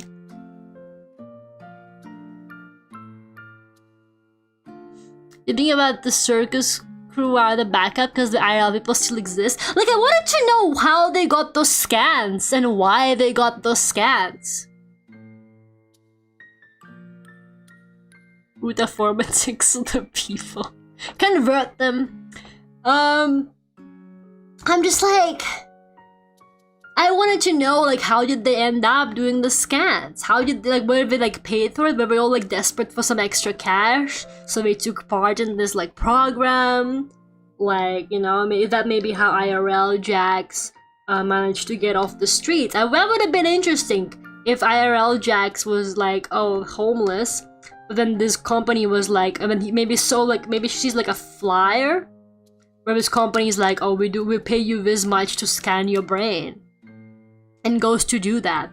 So maybe like ending up in the circus would have actually like, you know, technically changed the IRL Jax's life for the better. And maybe like the circus Jax, if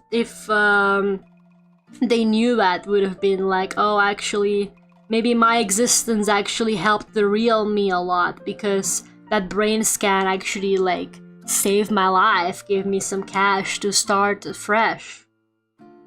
Something like that. Dude, I'm fucking cooking.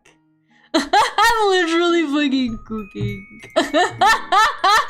I just cooked that shit up off the dome, man, okay? Imagine what the writers could have done.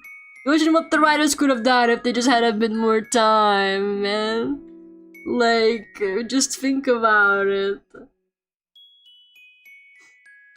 The whole thing was a study of brainwaves. Everyone We can't assume we're just volunteers. But how do you know that? Was that also like in a fucking Tumblr post? Like, I don't know, man. You can just be like, we copied people's brains and put them into like an AI. And then like not tell me more. I'm interested, man. Where do I sign up? How do I put my digital copy through horrors? Never known to anyone else before. Maybe I wanna do that. Maybe I wanna be a volunteer. Like, it's so messed up, but they wouldn't let me. Don't you think so? The Pomni found the VR in an abandoned building? That is true, isn't she like an abandoned building explorer for a hobby? I'm telling you guys, it's just too random. She was like, oh, I put on a headset and I don't remember. Why did you put on a headset? Don't you remember what happened before you put on the headset? Like, where'd you get the headset? Nah, man, they could have answered so much more stuff. But they chose to talk about Jax for a whole episode. And once again, the Jax fans are gonna crucify me for this, but I stand. I stand by what I said. Okay, I don't care. Ooh, this is a cute color on her, actually.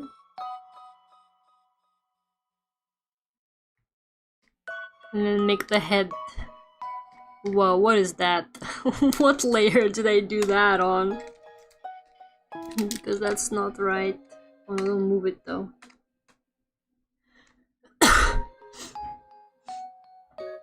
Haven't you just done random stuff for fun? Have I ever put a weird brain scan on my head for fun? No, but like... that requires power and shit like that. It can't just be like an abandoned building. That's not how it works. Like, what are you talking about? That's not how it is.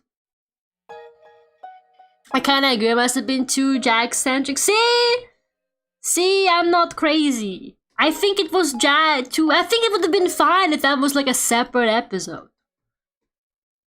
Like if they made an episode that was like, oh, here's like some backstory. But for that to be like the finale, I guess that's not what I expected out of the finale. I guess I just had like our expectations for the finale.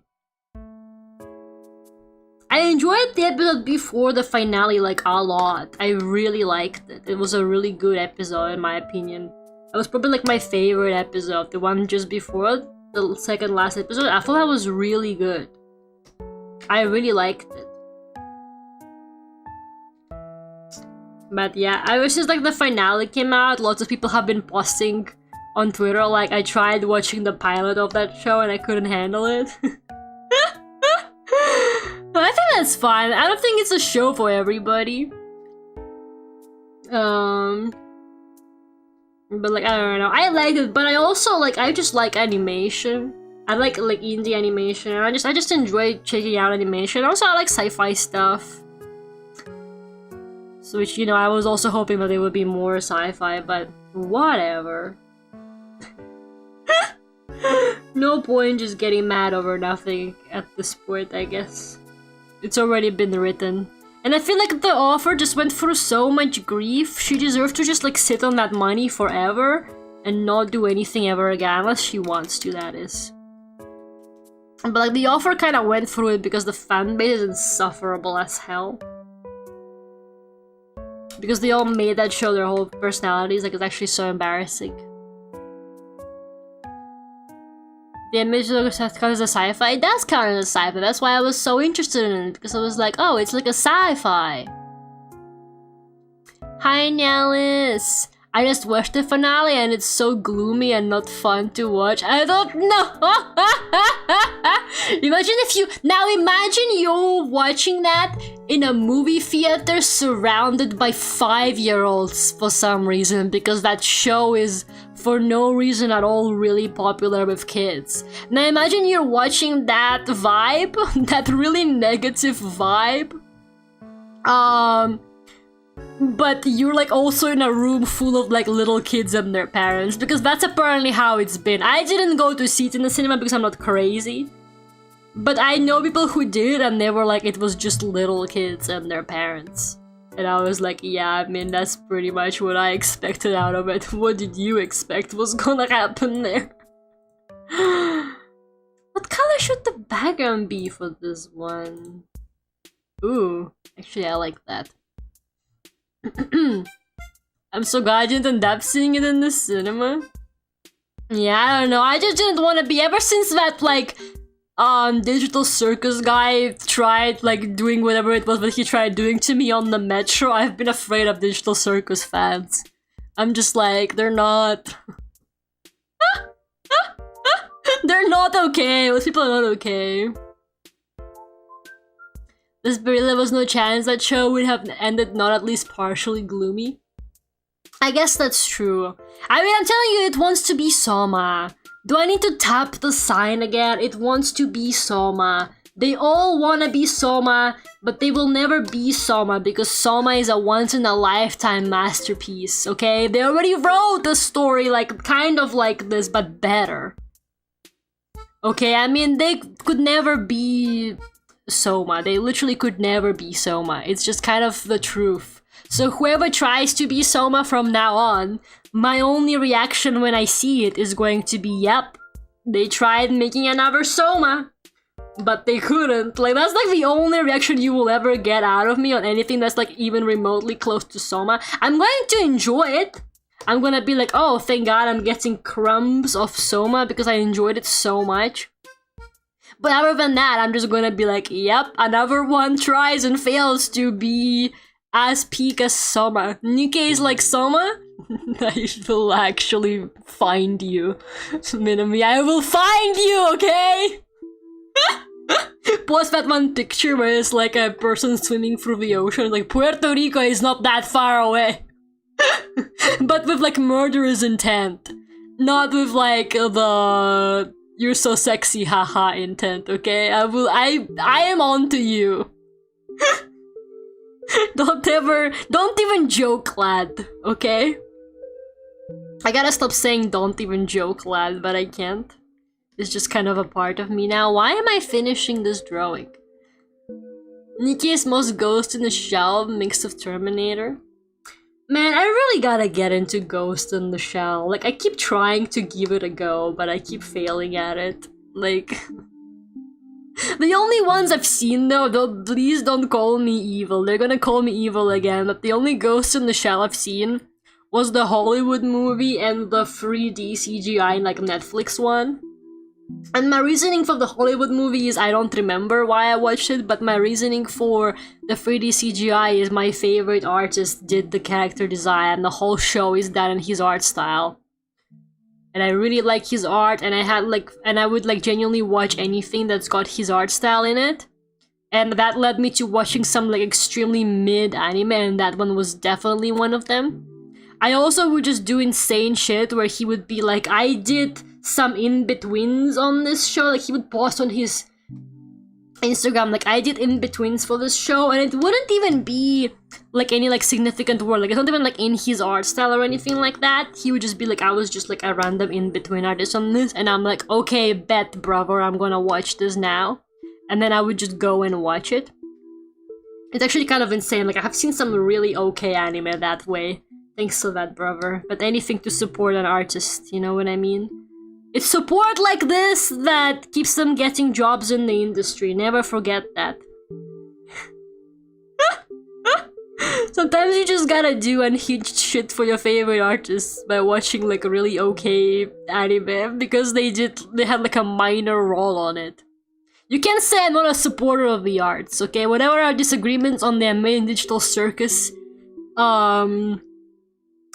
ending is, you cannot say that I'm not a supporter of the arts.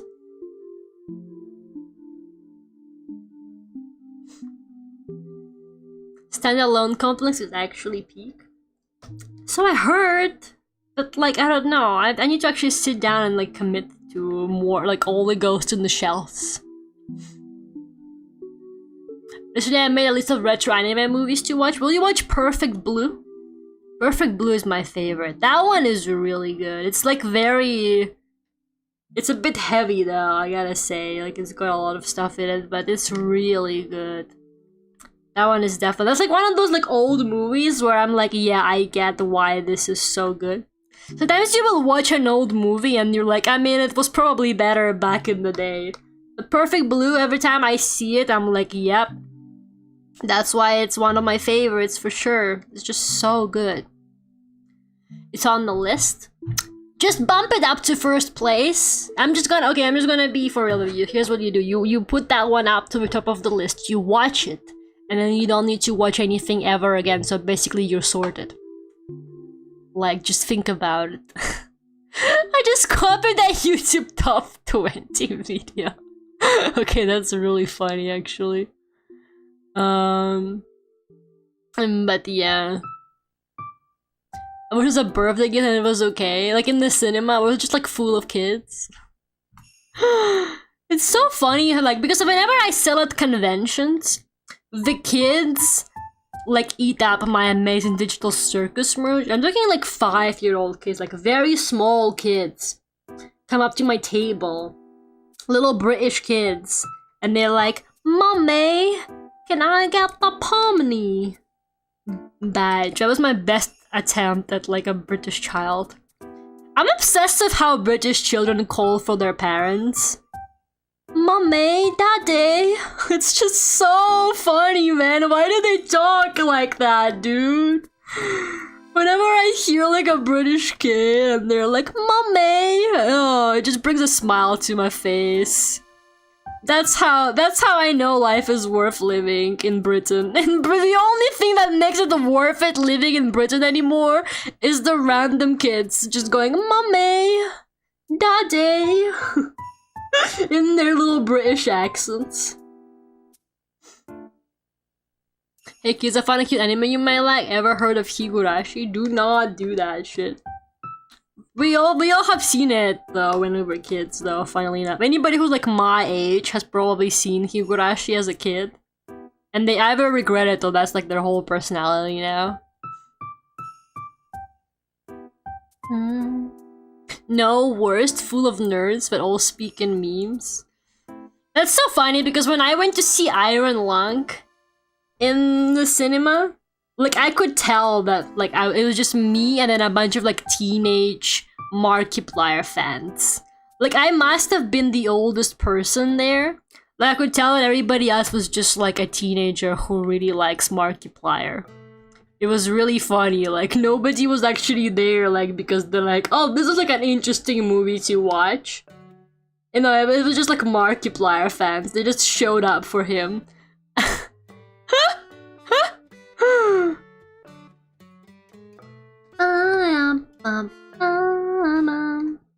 Can you guys actually hear the Animal Crossing music? Because last stream it was so quiet. I was just singing Animal Crossing music like into the void and you guys couldn't even hear it. It was honestly embarrassing. I wish people would tell me more often like, "Lara, your BGM is too quiet." It's fucked up. I'm aware if you could actually know I haven't watched it. They're making like another remake of it. Actually, not really, because apparently the last one wasn't a remake. Nobody fucking come in here and be like, actually the last one wasn't a remake, it was a continuation. Whatever, man. It's like 10 years older than the original, it's a remake, okay? Don't even try to argue with me that when it takes them that long to come out with it, it's a remake, okay? Now that I'm done rage baiting for the day. I can't believe maybe I am the rage baiter after all, because like why am I still coloring this? I said I was done for the day and I gotta go to bed. What am I doing? It's all because you guys brought up the fucking amazing digital circus again. I had to defend my honor for the 5th time this week and be like, it was okay, and then people get mad at me. I wish 2 anime that ends with Gurashi and they're both twisted. Gakko Gurashi! Wait, that one's a banger. That one is so good. Gakko Gurashi is like one of my all-time favorites, actually. That one is so peak. One of the best zombie media out there, like hands down. Anime death metal is an actual micro-genre. Okay, what do they do in it? Do they like sing anime-inspired metal songs? Do they sing metal songs in Japanese? Do they Do they re-sing popular anime songs but as metal arrangements? Hold up, I got a perfect plug up. Not really an anime song, but here's my plug opportunity. Speaking of metal arrangements, Monday, 7 p.m. GMT, 8 p.m. if you're normal and you switch to summertime, but I'm not like that. Metal cover of Toxic by the Britney Spears. YouTube's like detection is getting a bit too good, because I think it actually clocked that it's a Britney Spears song, even though it's such an extreme arrangement. And it's like, you're gonna have to share revenue for copyright on this. And I'm like, how do you know, YouTube? How do you know? Maybe I shouldn't have credited Britney Spears in the description. You think if I uncredit Britney Spears, I can still trick YouTube into giving me all the money? Like, we don't need more money, man, okay? I'm already gonna make like 3 cents from this, and you're gonna take away more of my ad revenue? Really? Like, why would you do this to me, man? Anyways, sorry, what were we talking about? Anime metal. The death metal subgenre called slam death metal, just slam. It's slower, chunky death metal. Well, how does anime metal get into this? Anime slam uses cute anime samples? Okay, that's messed up. But yeah, back in the day, you could just make a custom instrumental for a song that was basically the same as the original, but it was just, you know, like a remade instrumental from scratch. And YouTube would not be able to tell, and they'd be like, oh yeah, that's a brand new original song, you can keep the revenue for that. But now I made a fucking completely new metal arrangement that doesn't sound anything like the original, and YouTube was like, oh yeah, that's Toxic by Britney Spears, you can't fool me, we know that song. Fuck you and your AI, YouTube, genuinely. Why would you do this to me? I'm already so poor. I haven't started my new job yet, man. I still need the money.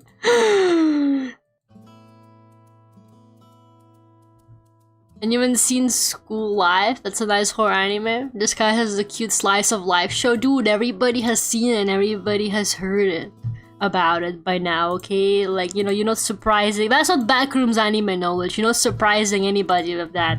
If you wanna, you're gonna have to start bringing up like more obscure shock titles or whatever. If you really wanna impress the girls in the chat, okay? Otherwise, they're not gonna be impressed. Me, I'm the girls in the chat. Okay, well, I actually somehow managed to finish this button, so you're welcome, by the way. You're fucking welcome that I stayed like an extra half an hour and finished this button. I did it all for me. I'm Walter White, but that doesn't matter. I'm gonna pretend like I did it for you guys. Okay, so here's what the Blood Raven one is gonna look like, and here's what the Document one is gonna look like. You can purchase them at the Expo if the whole thing doesn't go under. I don't know, man. I gotta catch up on the drama that they've had. No idea what that was about. But so far I've got 4 of these, which is like nowhere near enough. I gotta make like maybe 3 more or something for the display, but that's okay. We'll pretend like that's good. Such it was okay if we remove the elephant in the room. Okay, let's stop with the rage bait for the day, guys. Okay, that's enough rage bait for the day. Let's just end it. Let's just end it here while we're all still friends and get along with each other. What the hell happened to my transition there? While we're all still getting along with each other, I think we should drop it. We already all almost had a horrible fight over the Amazing Digital Circus finale. Well, not really, but you know what I mean. There's had a long week. I did have a long week, man. But yeah, guys, once again, this is the only stream this week. Sorry about that. No, next week, I don't even know. I'm not even gonna make any promises, okay? We were, yeah, just for the sake of, like, drama, yes. But, there's a new long play on Friday on my usual stream time. So if you are bored on a Friday night, then you can watch that. And on Monday, new cover, Toxic Metal Arrange. Very, very cool, very badass. So please check it out. So yeah, that's 2 things for you to look forward to. Even though I'm gone. You're welcome. Brings out the spray bottle. We should implement the spray bottle for real, for real. Good thing I'm renting, I need to go to the bathroom. Literally same though. Half my reason for renting the stream is I actually need to pee. It's true. It's actually true. Okay. I like toxic metal. Please don't say that's a subgenre of metal. I'm gonna explode. Lane, is toxic metal a subgenre of metal? Oh my god. Hello? Fuck. Not the puro room of like moments before disaster as my model freeze. I just heard the fucking window sound like puro room and then it was just gone. Just literally gone. New tangent time? Nah, we're all going to the bathroom and then to bed, remember? The stream is never ending, you fucking wish. But yeah guys, thank you for coming, I really appreciate it. I hope you'll have a good rest of your week. And I will hopefully see you next week, but I don't know. I don't know guys, absolutely no idea, but I'll try. I'll see what I can do. But otherwise, I will see you whenever. Please check out the videos that are upcoming. I'm gonna try working on some clips. I unfortunately haven't really been able to, sorry about that. I only locked in on the cover in the hotel room. But anyways, I hope you guys enjoy what I did manage to make. Have a good night everyone. I will see you all hopefully soon. Bye bye.